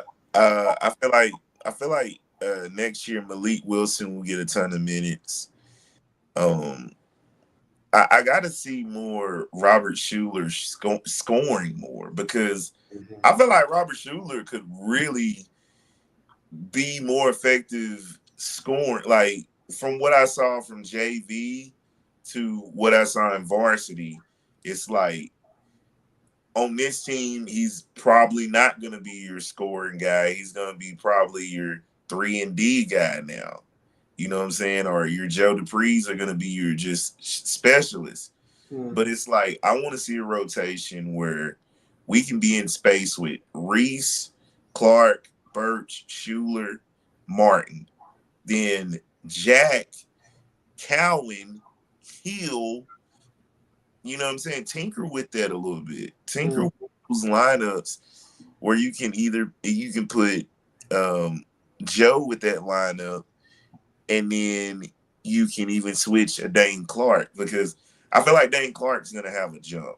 It's like, and then I feel like once Garrett Birch ankle rehab goes through great, like I think he should be good for the summer because this is a big summer for him. And dude was probably our best shooter. Besides, I think he's between him and Dupree, maybe, and Schuler third as our best shooter of the basketball. Well, and I'm going to tell you this too. If the basketball team don't need any more motivation of how disappointing the season ended or whatever, did anybody see 5-star preps today? They released their 3 teams of stars. Not one West player was on any of the 3 teams. And I was shocked that Devin didn't even get mentioned. They even mentioned the 6'9" Maryville guy. I'll pull it up. Keep talking. I'll pull it up. I'll pull it up to you guys. So Devin didn't get it. Devin didn't get No. I mean, the first team is gonna be the guys that you're used to, honestly, Javin Carter, all the Fulton guys. But yeah, just give me 1 second. I'll be more than happy to share this with you. So not one West guy made it. not one, and I was shocked. I was really shocked. So it was Devin Martin wasn't on that list. not one. Yeah. So here was your first team. Clark wasn't on that list. Yeah. Let me just read this to you. So first team was Javin Carter, who was also Player of the Year. Ty Glasper from Gatlinburg Pittman, Jr., Shane Cherry, Jr. from Austin East, Tyler Lee, Fulton, Sr., Taj Kimber, Fulton, Sr., Denaj Kimber, Fulton, Sr., Jordan McCullum from Harriman, Sr. Now that was the first team. Now let me give you second team. Caden Wendell, William Blunt, Sr., Cade Capps, Stone Memorial, Jr., Kyle Cloninger, Morristown East, Senior Guard, Jonathan Woodell, Maryville, Sophomore Guard, Trey Thompson, Greenville sophomore, Jalen Pompey, Webb Jr., Cade Murphy, Catholic sophomore guard. Now we're going to third team. Justin Nordine, Bearden sophomore guard, Carson Bolton, Jellicoe senior guard, Drake Ingram, Webb senior guard, Condis Cherry, Austin East freshman guard, Alex Acard, that's the 6'9" guy from Maryville, senior forward, Chris Bozeman from Karn, senior guard, and last but not least, Cooper Williams, Oak Ridge junior post player. Those were your 3 teams from 5-star preps. Not one West player made it. How you gonna be a 6'9" senior and only score 11 points a game? So you're telling me Devin Martin? You're telling me Reese Clark? Mm-hmm. You're telling me Jalen Hill? Those are 3 district guys. Yeah, they were all district, yes. Yeah. Not one of them made the 3 teams that was announced by Jesse Smithy today. There wasn't even an honorable mention team that maybe they could have been on. But those were the 3 teams and the players named. Devin Martin and Reese Clark. These dudes were all district. Mm-hmm. Yeah. And we're scoring 20s in the 20s a lot of the games. We see Devin Martin look like one of the best players in the city. Like there's been games where he looked like he was the best player on the floor. Mm-hmm. We've seen games where Reese Clark looked like he was the best player on the floor. The Austin East game that you called over there at Austin East, the beatdown that we did. The beatdown. Yeah. 30 ball. Unfortunately. Yeah. 30 ball. Yep. 30 ball. Yep. And no disrespect because those dudes are the best backcourt in the country.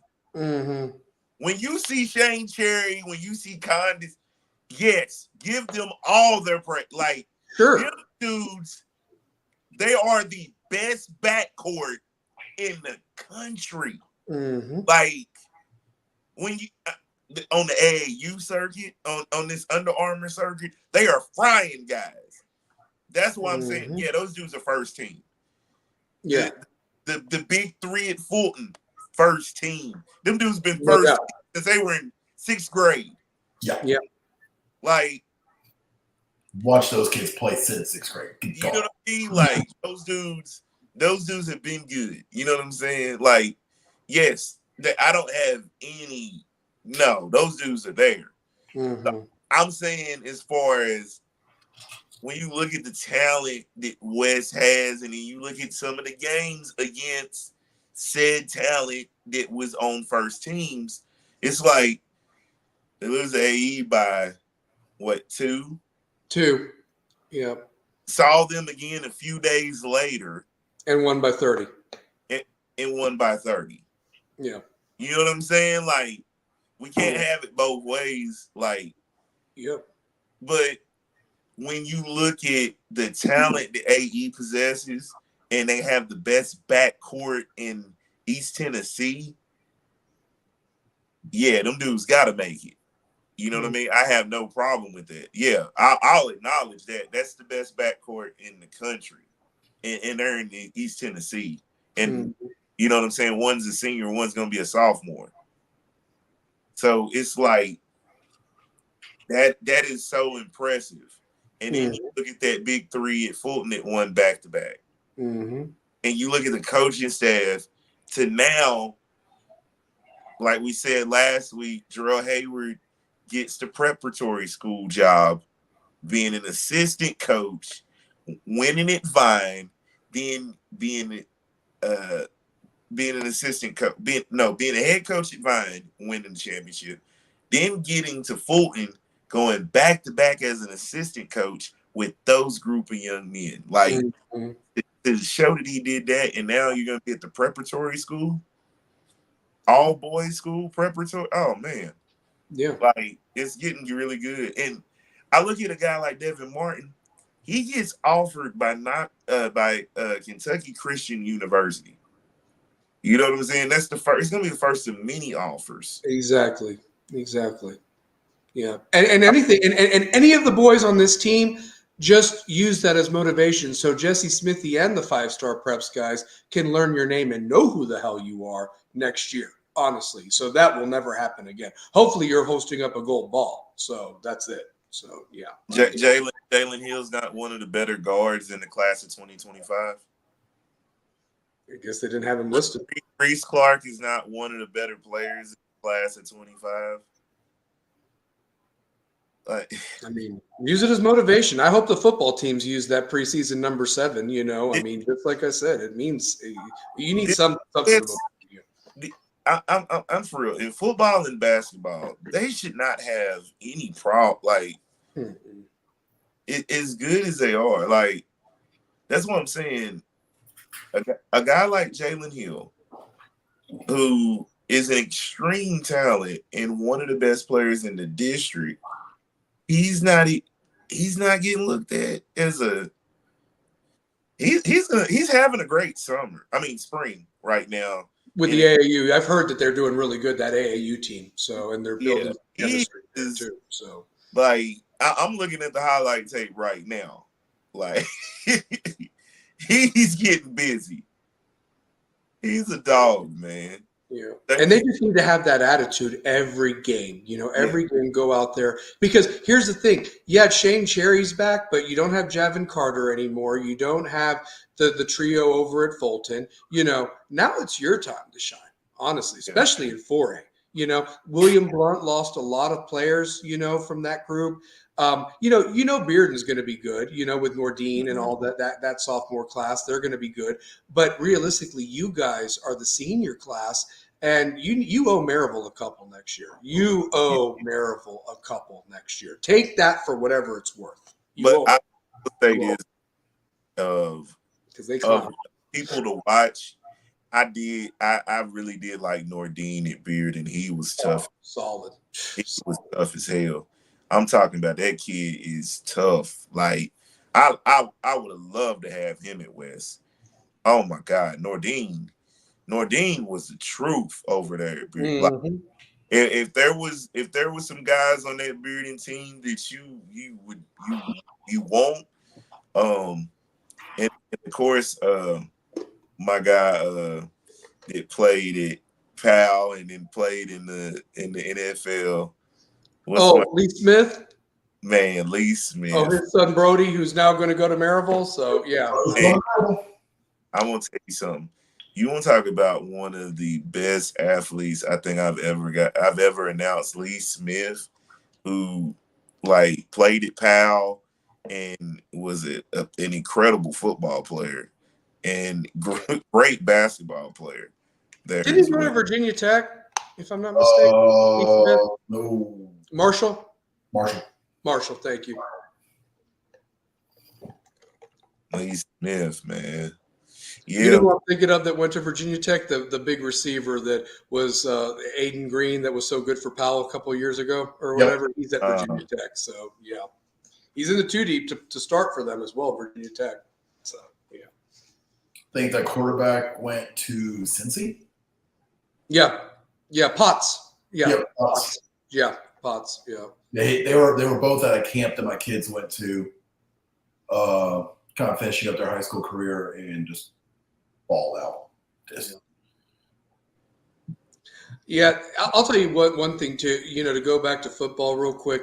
That Powell West game, man, that has become such a rivalry game. Honestly, like it really is, like to determine who goes to state in 5A, and the fact that you've at least won 3 in a row. Because I ain't gonna lie, Powell had it over on you, except with that Walter Nolan game and so forth. So, but other than that, you held your own against Powell. I mean, you did. So, yeah. I was going to ask you guys something. Looking at West's schedule, is there a game there on that schedule that you just think to yourself, without even knowing what we're going to be seeing on Friday, no chance West wins? No chance West wins. No chance West wins? Yeah, no chance West wins. I don't know how good Anderson County is, and they're losing a good group of guys. The game that worries me, I feel like it's a trap game, is the Central Maryville, like that back-to-back, going Maryville Central back-to-back. I thought Maryville's on a decline, though. Trap game. Like, that's tough. That's 2 back-to-back weeks. Like, that period of Farragut to Maryville to Central is, if we can get out of September, I'll feel fine. We got to get out of September. September is going to be rough, man. Yeah. That is it. Those 4 games define it. Shane, you brought up Maryville's kind of on a decline, and you might be right, but I'm going to tell you this. They're putting their eggs in this freshman class. The freshman quarterback was pretty good for them. The freshman quarterback was pretty good for them. They came on late. They've got a couple of, now they got Brody going over there. Then you've on top of that got they have another big kid that's like a sophomore who's a huge offensive lineman. I think they found a couple of tailbacks that are. I think that Price kid is back at tailback for them, and then they found another guy that was a young guy that stepped in when the Air Force commit was out for a while and so forth with a broken leg, and he rehabbed like crazy. Came back and dominated. Yeah. So I'm just saying that. They've got some guys, it feels like they always do, but West has beaten them 2 years in a row. And when the hell could you say that? I don't think that was ever done. Yeah, I've got the schedule pulled up. Yeah. That Bearden game, it's always been tough. It's never been an easy game. Yeah. Because it's first game jitters, all that. Rivalry game. It's always been, yeah. Thinking what would be a trap game. If Halls builds on what they did last year and gets over that hump like they did at midseason, that could be a tough one. Anderson County is going to pull in all the kids around there. That's always a tough team. Alcoa is Alcoa. Mm-hmm. Heritage kind of makes me wonder. Because you go through that gauntlet of Bearden, Clinton's been good. Farragut's always got players. Maryville is Maryville. Central's that is picking back up again. Heritage kind of, I don't know. Something about that game just kind of sticks out to me. Plus, it's homecoming, so there's that and so forth. And are you looking ahead to Alcoa? There's that's the other thing too. Like if West, I don't want to say this like in such a arrogant way, but if West gets through that first 4 of the Bearden, Clinton, Farragut, and Maryville 4-0 again like last year, because last year some people were saying maybe we go 2-2. You split those 4 games. And we also don't get a bye week until after Alcoa. I know. That's what I'm saying. That's a lot of schedule. I mean, and that's the thing. We were so beat the hell out of last year. Mhm. We got lucky that those were nagging, not season-ending injuries, but they were nagging injuries. And that bye week couldn't have come at a better week. And then after that bye week, literally West, got better, and that's when it really got turned on and so forth. The playoff run and everything. I mean, yeah, it was huge. So yeah. I'm just saying. So something interesting.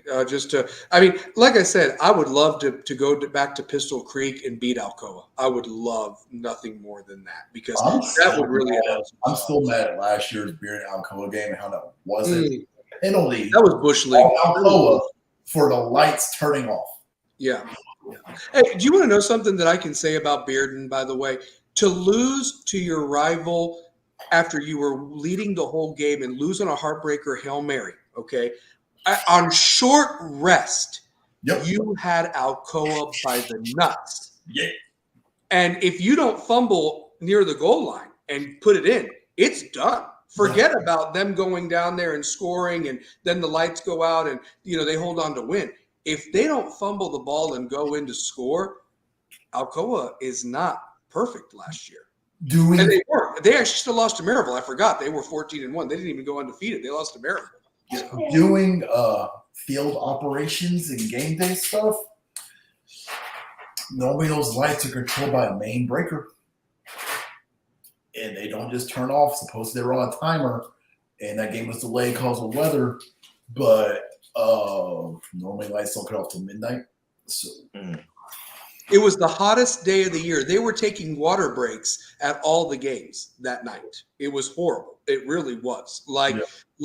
I was drenched through my shirt, and the game hadn't even started yet at Clinton.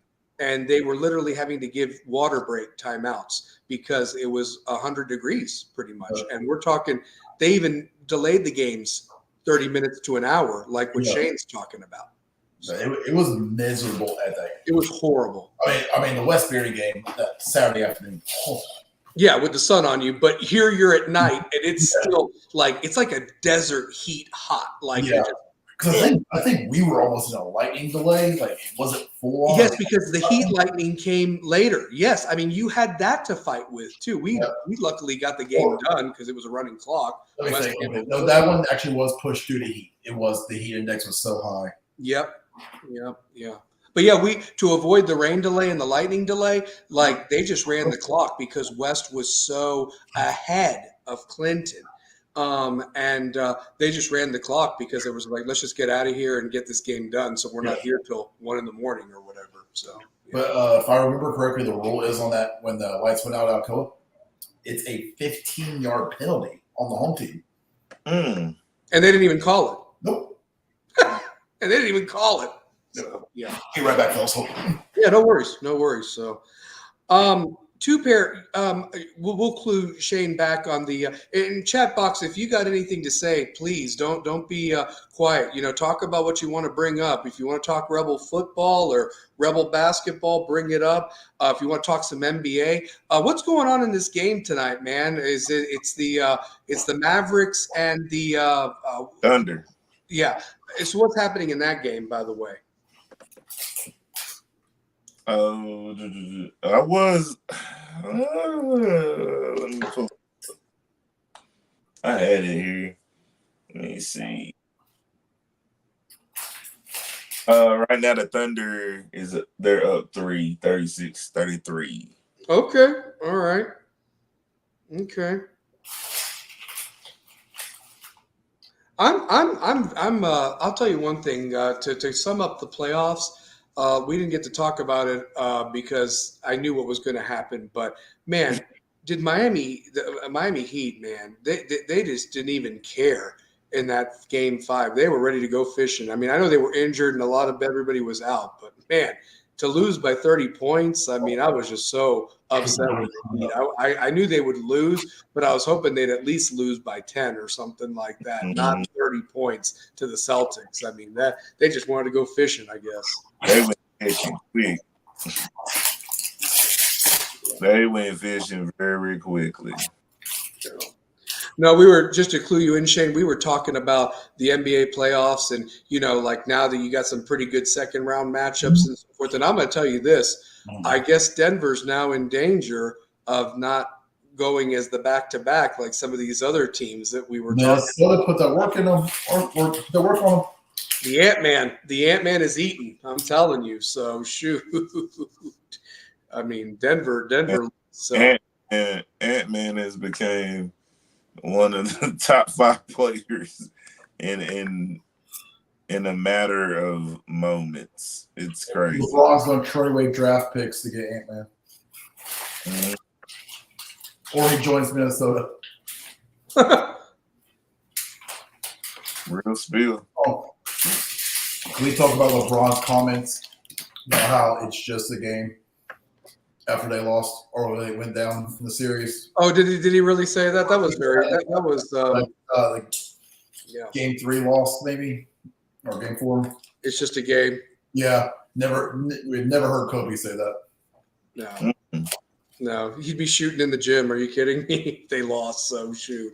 I'll tell you this. I still remember how Stephen A. Smith clowned LeBron a few years ago when Cleveland ended up, I guess, winning the series, and then they were going up against Golden State, and rather he was just like, "Oh man, I don't even want to think about them right now." And it's like you already have lost, then, man. You've already lost if that's the mentality. It's like we'll worry about them. Yeah, we're ready for them or something. You say whatever and so forth, but you just don't be like, oh man, I'm just so I don't want to think about them. I mean, how can you not think about them? It's the finals, for God's sakes. So yeah, I mean, yeah.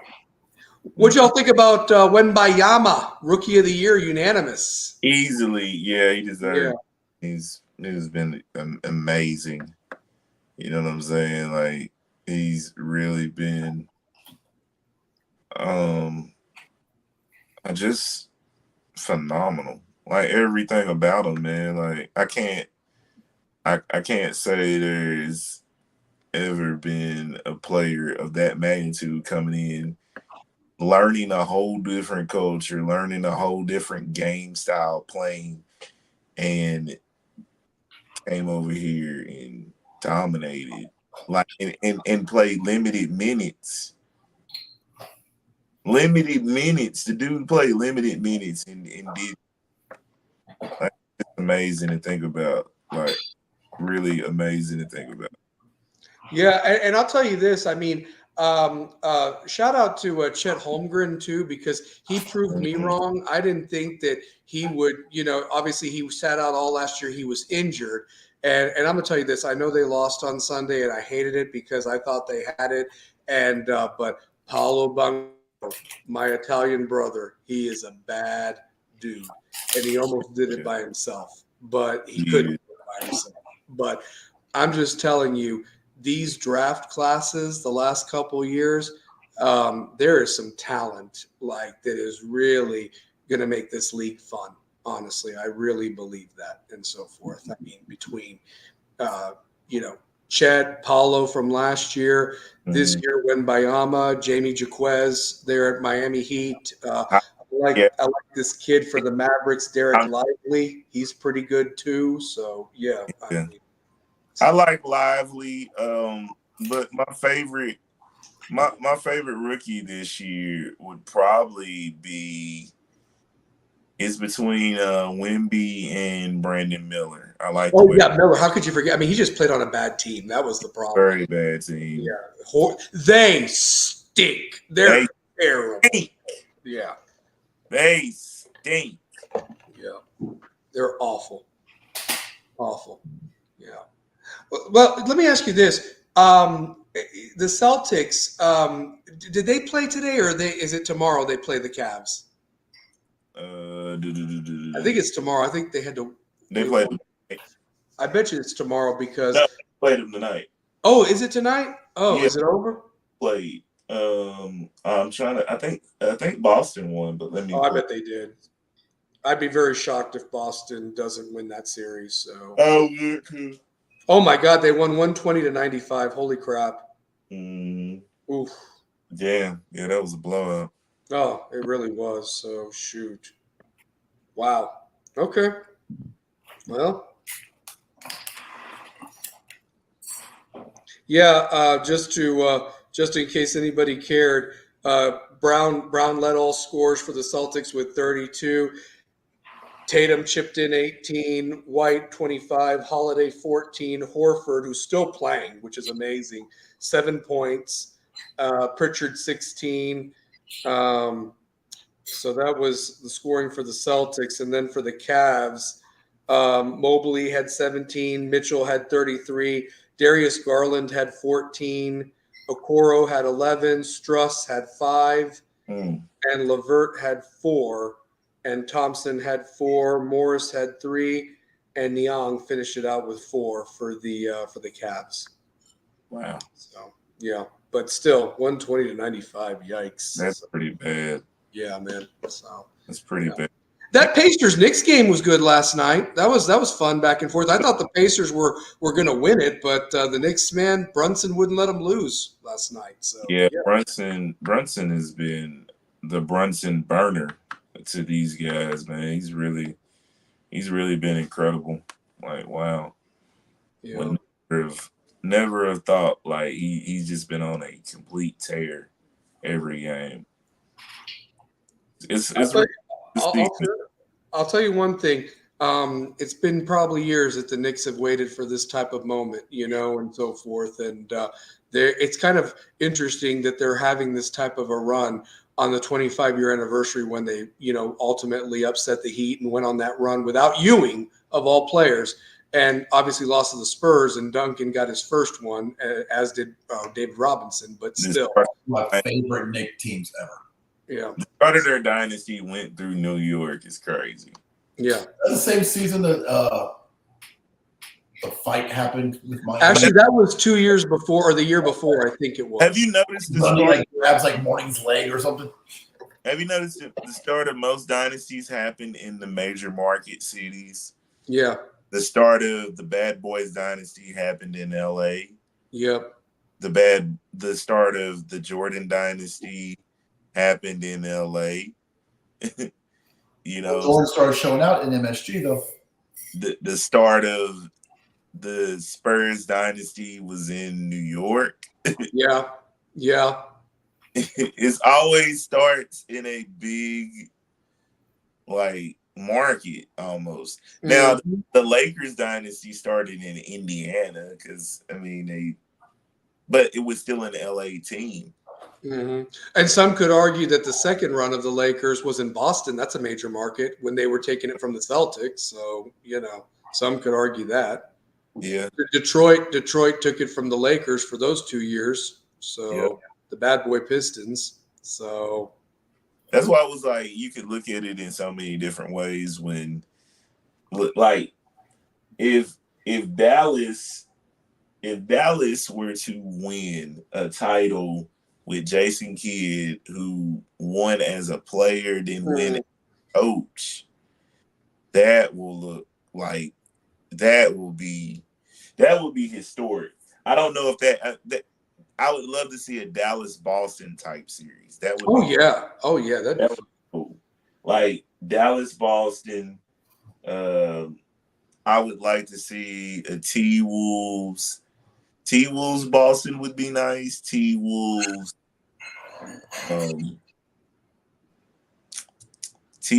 Knicks would be crazy. That would be box office. You know what? I would be fine with Dallas versus the Knicks because Kyrie returning back to New York, and everything like that. Even though he wasn't a Knick, he was a Brooklyn Net, and Kyrie is a bad dude in the playoffs right now. Is he not? Yo, the shot over dirty.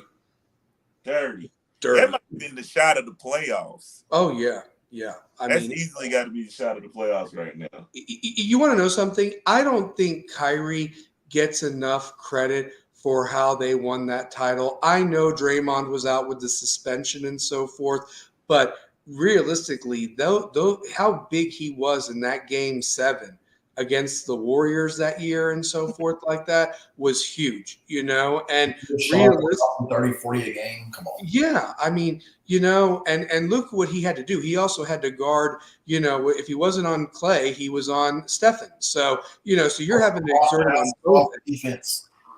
Yeah.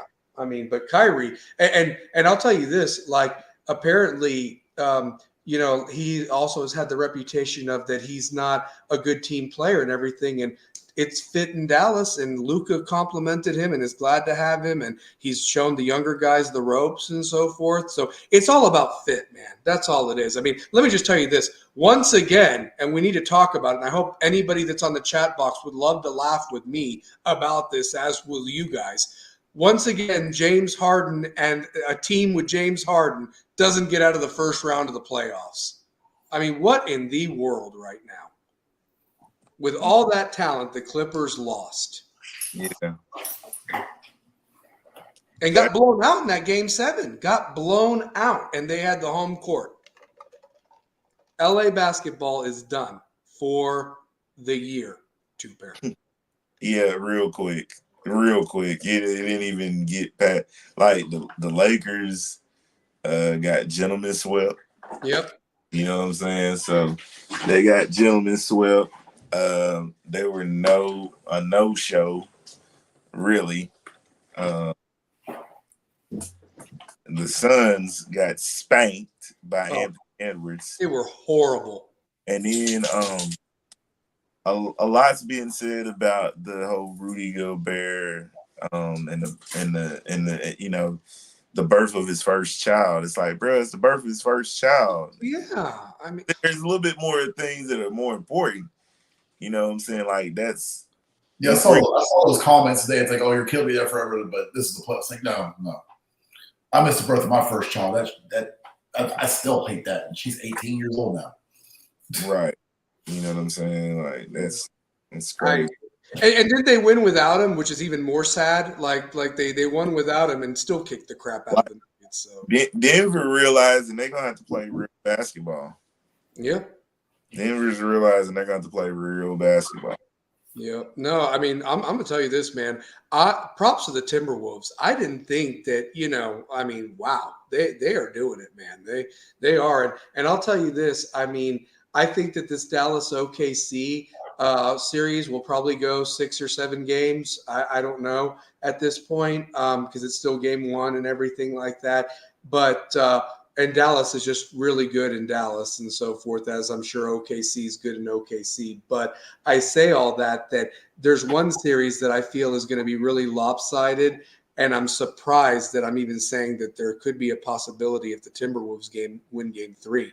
That's a wrap, baby. That's a wrap. If they go into Mile High City and win that, forget about it. So, because right now, if you were to tell me which series would be a sweep, it's going to be in Cavs, in my opinion. But I could be wrong about that. So, yeah.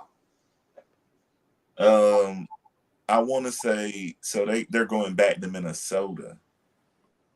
Yeah, because they won 2 on the road. Denver won. Minnesota won 2 on the road. Oh shit! Never mind. I'm sorry, I forgot then. Because I thought that Denver was the 3 seed and Minnesota was the 2 seed. So it really was Denver was the 2 seed and Minnesota was the 3 seed. Mm. Oh my God! So the Timberwolves could make it a wrap in Minnesota. Holy crap! Wow. Well. Hey, speaking of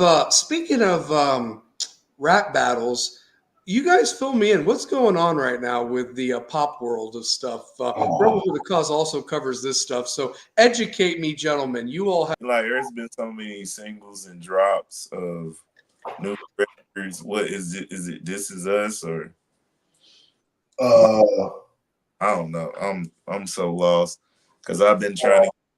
I've been following me. My best friend from the Marine Corps were talking about the other day. Yeah. So it started back in October. Yeah. With First Person Shooter with Drake and J. Cole. First Person Shooter, that was right. And then Like That came out. Yeah. Injury. No. Fuck the big 3. It's just Big Me. Yeah. I see why J. Cole dropped out I ain't got the energy for it. Removed 7-minute drill because I ain't got the energy for it. That's why I would have dropped out too. He knew it was about to get personal. He made a strategic move. It's like, nope, I'm done. I'm out. Y'all do your thing. He didn't want none. I've got all the tracks pulled up right now, starting from October 6th to May 5th. And that's leaving out the disc beat by Metro. Mm-hmm. So what started all this? Like, why is it just Drake just starting stuff, or what happened? So there's drama between Drake and Kendrick for a couple of years now. Yeah. Basically, it's kind of over like who's better. I mean, from a lyrical standpoint, it's going to be Kendrick all day. Oh yeah, come on, yeah, all day. And I am all about lyricism, but Drake is. I mean, can't deny his greatness. It's hit after hit after hit, but Drake changes up his style way too much to appease to whatever's hot at the moment. Mm-hmm. I found it funny that this last one that Kendrick dropped or whatever, somebody put a meme out there. He just put Jimmy in the chair again or whatever like that and showed a picture of the Degrassi when he was in Degrassi or whatever. I lost my cookies laughing. Drake now stands for don't rap against Kendrick ever. Oh, yeah. Ooh, that was one of my favorites. So this has been going on. Can I give y'all the timeline? Yeah, please. I mean, educate me. You got the floor. I'm curious. So this started with Kendrick Lamar dropped Like That. That was March the 22nd. Well, that's where he was featured with Future, and then his feature. Shout to him and J. Cole. J. Cole dropped 7-minute drill. He had a show of hands. That was on the 5th. That was on the 5th of April. Yep. And he apologizes for 7-minute drill on the 7th day. Later. So on the 7th day, you apologize for the 7-minute drill. Very strategic. Very strategic. Then J. Cole deletes 7-minute drill on April. All platforms. All platforms. Wow. April the 19th, Drake drops Push-Ups. No, I thought that was the 13th. It was the 13th? I've got the screenshot pulled up. That's why I'm showing. Oh, I got the screenshot too. So it was the 13th. I mean, okay. So she must be documenting this wrong. So it was the 13th. Then go ahead. I've got Push-Up on the 13th. I've got Rick Ross dropping one, Champagne Moments, where he does the Photoshop Drake looking like Dave Chappelle, the Chappelle Show, and do the white character news anchor. Yeah, I didn't hear that track, but I think. So Rick Ross did his. What day was that? So that was the 13th, also. That was April the 13th. That was on a Saturday. Then Taylor May came out and it got pulled because that's the AI version where you use Pac and Snoop and got the legal action. This is Drake dropping that one. And getting the legal action from Tupac's estate for using AI voice of Tupac in a diss aimed at Kendrick, telling Kendrick to step his game up.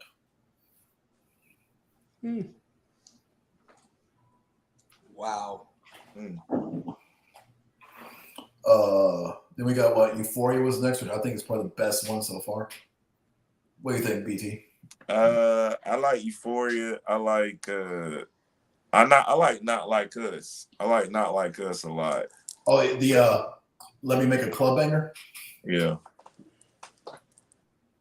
So all this is going on recently, even more so, and Diddy's still not in jail, but keep going. So anyway. So you got Euphoria, which I think that's a good one. Then Kendrick pulls a move out of Drake's book with a back-to-back with 16 in LA. That one, the amount of if you look up everything that's gone, I've dissected everything that's gone through with this one. 6/16 is the first time Kendrick performed in Toronto, so June 16th. There's a biblical verse tied with it when you refer to who Drake's baby mama is. Ooh. Getting personal. What her previous Gloves off. what her previous line of work was. Ooh. Gloves The off. verse basically says, "Don't lay with a prostitute, or you become one." Another one I saw was 6/16 was the start of the OJ trial, basically saying Kendrick just murdered this white bitch. Wow. There's a few other references. 6/16, Tupac's birthday. Oh, that's right. So 6/16 in LA is probably the most strategic one in my book when it comes to everything you tie into it to take shots at Drake. But It sounds more like a 187 than a 616, to be honest with you. So shoot. but Meet the Grams and Not Like Us. Oh God, Yeah, that was wild. That was wild. Not Like Us is. I mean, even Rolling Stones were saying that Kendrick's won it. yeah, the win goes to Compton. Yeah. The Heart Part 6 from Drake, just he made a reference to the girl from Stranger Things, and Kendrick never mentioned that. So did you just tell on yourself for proving of being a pedo? Wow. Because I've listened to all these tracks, I've listened multiple times, and I've gone through everything I can find just to dissect every verse. And Wow. Yeah, they say the results are in. Kendrick won the rap war. Oh yeah, without a yeah. I mean, and then you've got Metro dropping the BBL Drizzy beat and opening up on SoundCloud for any person who drops the best verse on that gets a free beat from him. So you have every SoundCloud rapper using that beat right now. wow. This is crazy.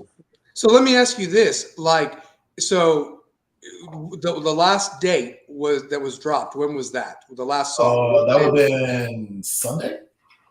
Okay, so that was the fourth, fifth, because the beat came out, and then the Heart Part 6 came out, and I left out Family Matters from Drake that came out on Friday, which that one wasn't bad, but also if you start looking at writing credits, Drake's using ghostwriters, and Kendrick is using his ability. Yeah, his ability. So, yep. Wow. I feel like it's the entire rap world versus Drake, and they're all winning. Wow. Well, maybe he could always create that Degrassi reunion. No, I'm joking, but anyway. That was fucked up. Unless for Jimmy to walk again. They did, I promise. I hear the lighter flick and Lil Wayne jumps on it, it's over. Or if that one that Eminem owes him comes out, it's done for Drake. Go back to the Take Care album and do stuff and stop trying to be hard. Oh man, Weezy ain't getting in none of that. This is just nuts. I mean, wow, but Weezy ain't getting in. We've never seen anything like this in a while, or I feel like this quickly, like I guess how people are dropping things and so forth. Because I know there's been battles in the past, but this seems like something different that's never been seen before. Am I wrong by saying that? I would go Jay-Z and Nas. Is the last time I've seen something this back and forth. But I mean, Ether's still one of the greatest diss tracks I've ever heard. Put that up there with No Vaseline and Hit 'Em Up. So, but BT over here is a rap expert. So yeah, he is. He is the rap expert. You think so? You think so? Since you try to your goal is to put everybody on the city and make sure that they get their recognition. I take your opinions very seriously. Oh man, I'd put you in a battle against anybody. Honestly, I'd take you. So, but I'm not a battle rapper though. I know, but you could probably come up with something on the fly though, and and especially if you knew the person, you could hit it hard where it hurts if you wanted to. Yeah, it's just not my style. Though. You got a good memory, so yeah. But so. I'm just My favorite is when it comes to lyrical content, and right now it's Kendrick. To me, hands down. Yeah, Kendrick is. But this has been some of the best music though. We're in real time of one of the biggest rap beefs of all time. It's brought the attention back to it, and people are invested again. It sounds like it. Because there's everything on social media about it. Yeah. Now that one that Chris Brown dropped on oh crap, who was it? Was it Quavo? Yep. Oh my god! Like I've listened to some of Chris Brown's mixtapes, and I forgot just how hard he can go. Chris Brown is so multi-talented. One of them goats, bro. Like that dude. You talk about a guy with what he did in music or whatever. He always adapted and he made the money. I mean, simple as that. So yeah, I mean, for sure. Yeah. Let me ask you this: did either of you guys happen to catch the? Just switching subjects real quick because I always like to talk wrestling too. Did anybody catch Backlash on Saturday by any chance? I watched some highlights of it. I was a little busy with prom activities. Yeah, no, I understand that. Yeah, because it was like Paris time, so it was like 1 o'clock or 2 o'clock. The pay-per-view was, and I had stuff to do on Saturday. But yeah, I caught up on TikTok and watched some stuff I can see. And I completely forgot that it was in Paris, but that crowd was amazing, though. Yeah, no, the crowd was awesome for them, and I guess I'd overreact react to. I wasn't so hot about the match card, but just the fact that WWE came and had a pay-per-view in my city, that's pretty awesome, honestly. They had a pay-per-view in Knoxville? No, but if they did, I'd mark out too. Oh. I wasn't impressed with that card, but the Paris fans, if you didn't, I mean, they were lit the whole show. Honestly, they were.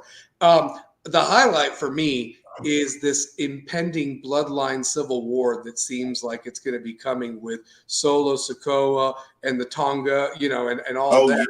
Yeah. And it seems like they're doing like a bloodline civil war where the Usos are going to reunite with Roman, and it's going to be like that type of a thing. Yeah, I think I've seen where The Rock becomes the wise man for, let's just call him the new bloodline. Yeah, yeah. Versus the old bloodline. Roman versus the old bloodline. Yeah. But then you've got your 3-on-3.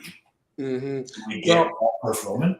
Apparently, there's a rumor that Rock might be the new head of the table for the new bloodline. Like he's the one that's put Solo up to this or something.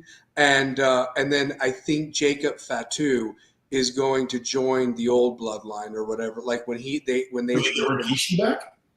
Possibly. Maybe Rikishi could be the wise man, like the new wise man and so forth like that. So, but either way, it's starting to shoot. What Rikishi did for the Rock? Games. Yeah. Throw it back to the old Attitude Era. I did for you, Rock.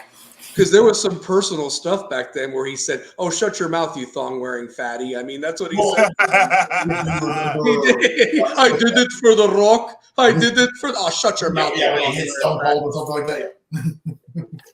Yeah, I mean, apparently it's supposed to culminate at War Games Survivor Series, like with a 4-on-4 winner take all. I'd watch it. I mean, just to see, and probably bring Roman back in SummerSlam or something, just around SummerSlam time, just because he's filming that movie right now. That's what he's doing, from what I understand. Yeah, so. He needs a break too.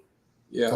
I mean, he's carried it for a while, and I guess the Cody match was okay against AJ Styles. I mean, AJ Styles wrestling a paper bag would be interesting. So, but Cody can't carry a championship. He's not carrying. He just can't. I mean, I and then he was on the ground crying afterwards. And if Larry Frank didn't have his show tonight that he was doing, he'd probably be on talking about how much he hates Cody Rhodes tonight or whatever.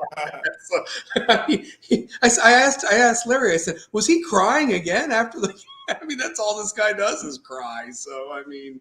Oh, I think they caved to fan pressure on that. They did. That's what they did. The Rock pivoted really well when it came to how the fans were reacting, so he went to the heel move. But Cody's just not you can kind of tell with the game that came out that Cody's going to try to be the face of the company. So they already had it planned out, but it's time to bet. It's time to just back up the punt. Yeah, I mean, honestly, Damian Priest is the more interesting champion, and that wasn't supposed to be the case. Yeah, I mean, it really wasn't. So, but I've always liked Damian's work ethic, his look. He's done something with this Judgment Day thing. I think what screwed the Judgment Day up horribly is that Rhea Ripley freak injury. That was just that was hit her shoulder wrong. Yeah, I mean, Liv pushed her, and it's just like a freak thing that happened. And now it's like, was it you last week, Shane, that mentioned that there's some like props to Triple H, but he's still got Vince-isms in him and so forth like that? Is that what you said? It's a little bit there. Yeah, but like it's going away. But it's still there's guys that want to come back because the Vince-isms are gone. Yeah, and I feel like there's like a little bit of Young and the Restless going on with this Liv Morgan and Dominic thing or something, like she's going to be his new mommy or something like that. And I don't know. I just was looking at it and I was like, well, that's kind of Stephanie, if because remember the knock on Stephanie was her and those soap opera writers they were hiring during the PG era and so forth, and it was just bad. I mean, just bad stuff. Not people that know wrestling, like the days when Jim Ross would write the show and stuff like that. And then like kind of like the behind the scenes news was that they non-renewed Jerry the King Lawler. So I saw that. So I mean, I think that they're distancing themselves from a lot of the stuff. I mean, I personally laughed every time when Lawler would go puppies and all that stuff, everything. I mean, but that was the Attitude Era, and I know he let go of his wife at the time. The cat. From he that, kind of practically did everything. Like they're distancing away from that era. Like this is just a new era of WWE now, to where being back more about the Attitude Era is slowly phasing out. Well, I like to see I'm curious when they go to Netflix how much it opens up. The Attitude Era was probably the best era if you think about everything that we've witnessed in our lifetime. Everybody goes back to like that was peak WWE. Yeah. The Monday Night Wars, you had the Attitude Era, everything was good.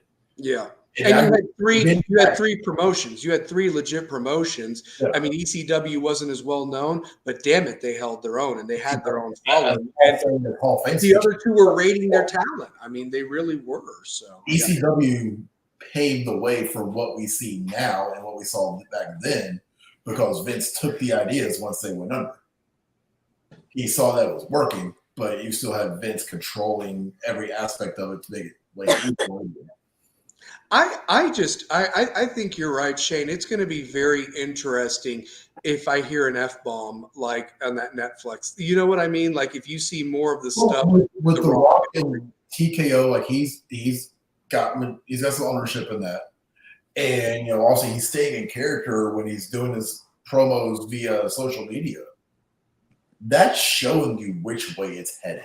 Yeah, it's going to be more adult.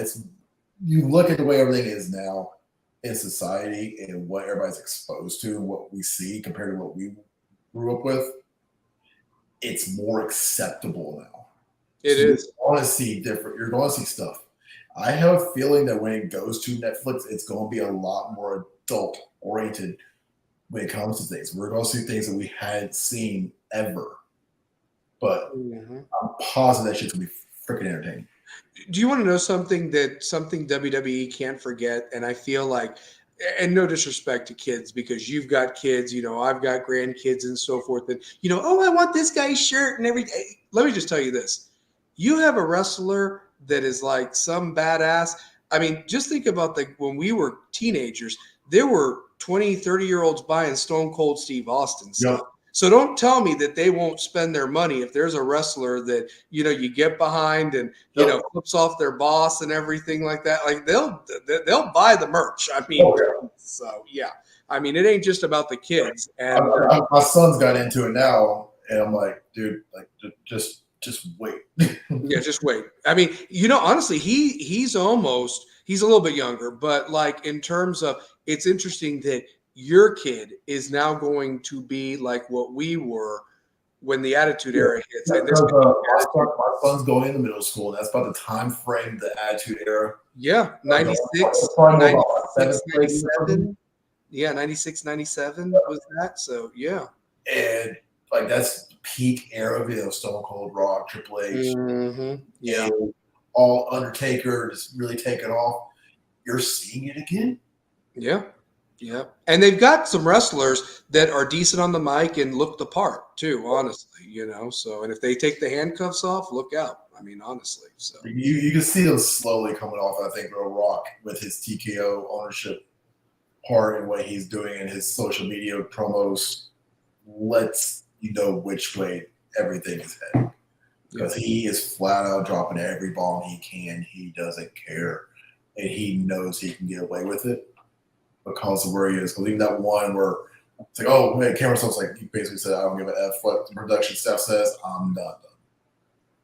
Well, and let me ask you this too, Per. Are you feeling more drawn to watching it again because of this partnership now with UFC and TKO as you were maybe 4 or 5 years ago? I know it was COVID, but maybe I'll go 6, 7 years ago or something before they didn't have fans in the stands.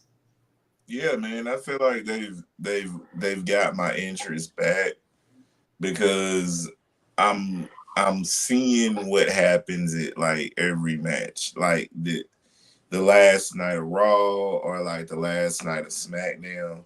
I'm going back and I'm rewatching it. You know what I'm saying? Like if in the beginning it wasn't like that, because it'd be like if I missed it, I missed it. Mm-hmm. Trying to watch it. It's getting you to come back to having a keen sense of what's going on and let you just really just watch what's going, like what the new WWE looks like under Triple H and what NXT looks like under HBK. Mm-hmm. Which I think NXT is becoming to be a better product too. Like it's becoming to be a better product and it's breeding stars. Mm-hmm. Like you're gonna see these stars up on SmackDown or Raw pretty soon, and it's like if they continue to keep breeding stars in NXT, that's like just the best option. You're treating NXT as your WCW.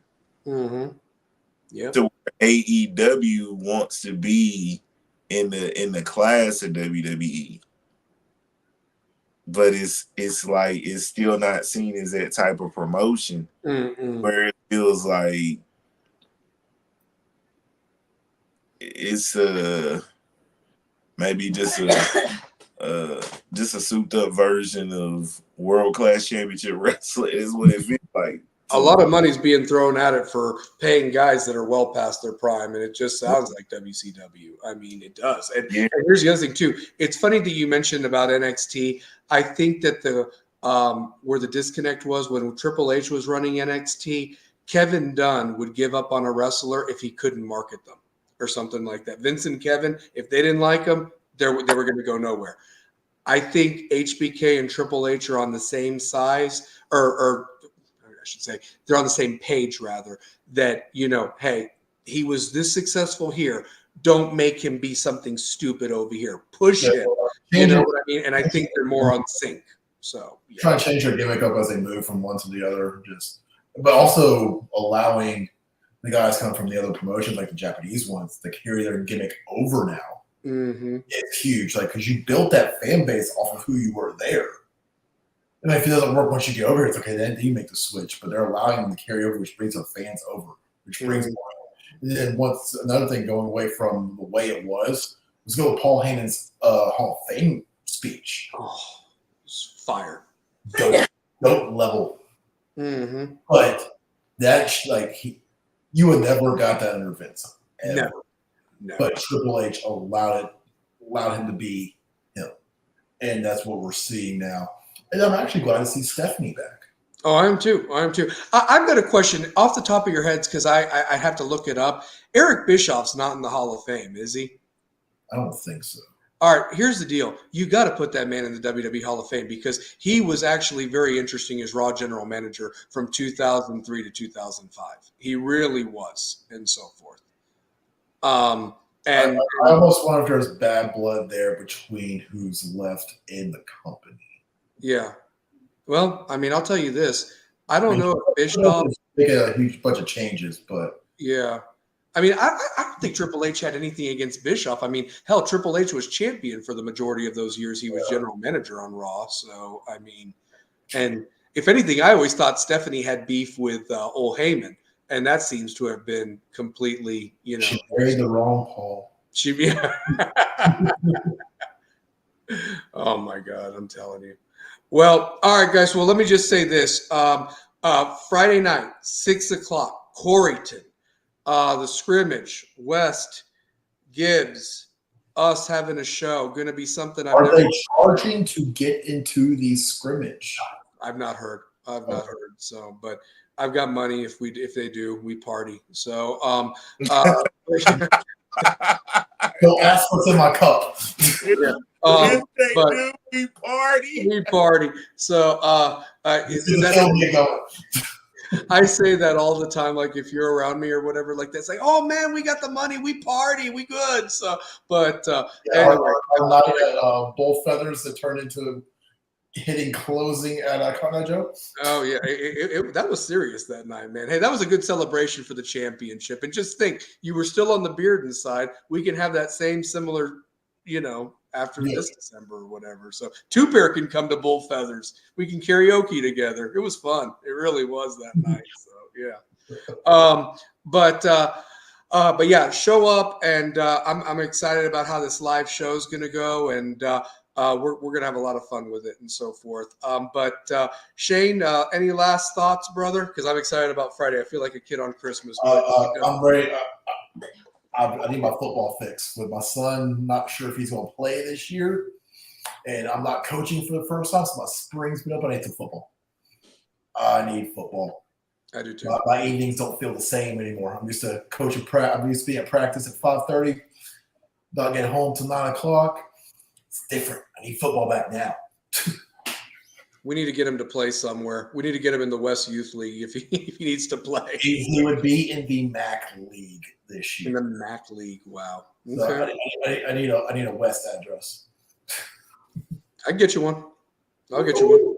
Yeah, I talked about the other day. It's like, let me get your old number, Dad, and get your old position. I was like, you got to put on some weight, buddy. You're not running back. So he's got the footwork for running back. He's only 70 pounds. So I'm like, yeah, you got to get some weight on you. But boy, can men run a playbook like that. Well, that's half the battle right there. So, yeah. Two Pair, close us out, brother. Yeah, man, y'all know what it is. It's Rebel with a Cause, man. Love, peace, and chicken grease. And we'll see y'all when we see y'all. Peace. Always throw up that W, baby. Oh, yeah. You know that Wes runs this thing. Always, man. So, yeah. Always throw up that W. So that's what it's all about right there. Wes runs this thing. We out.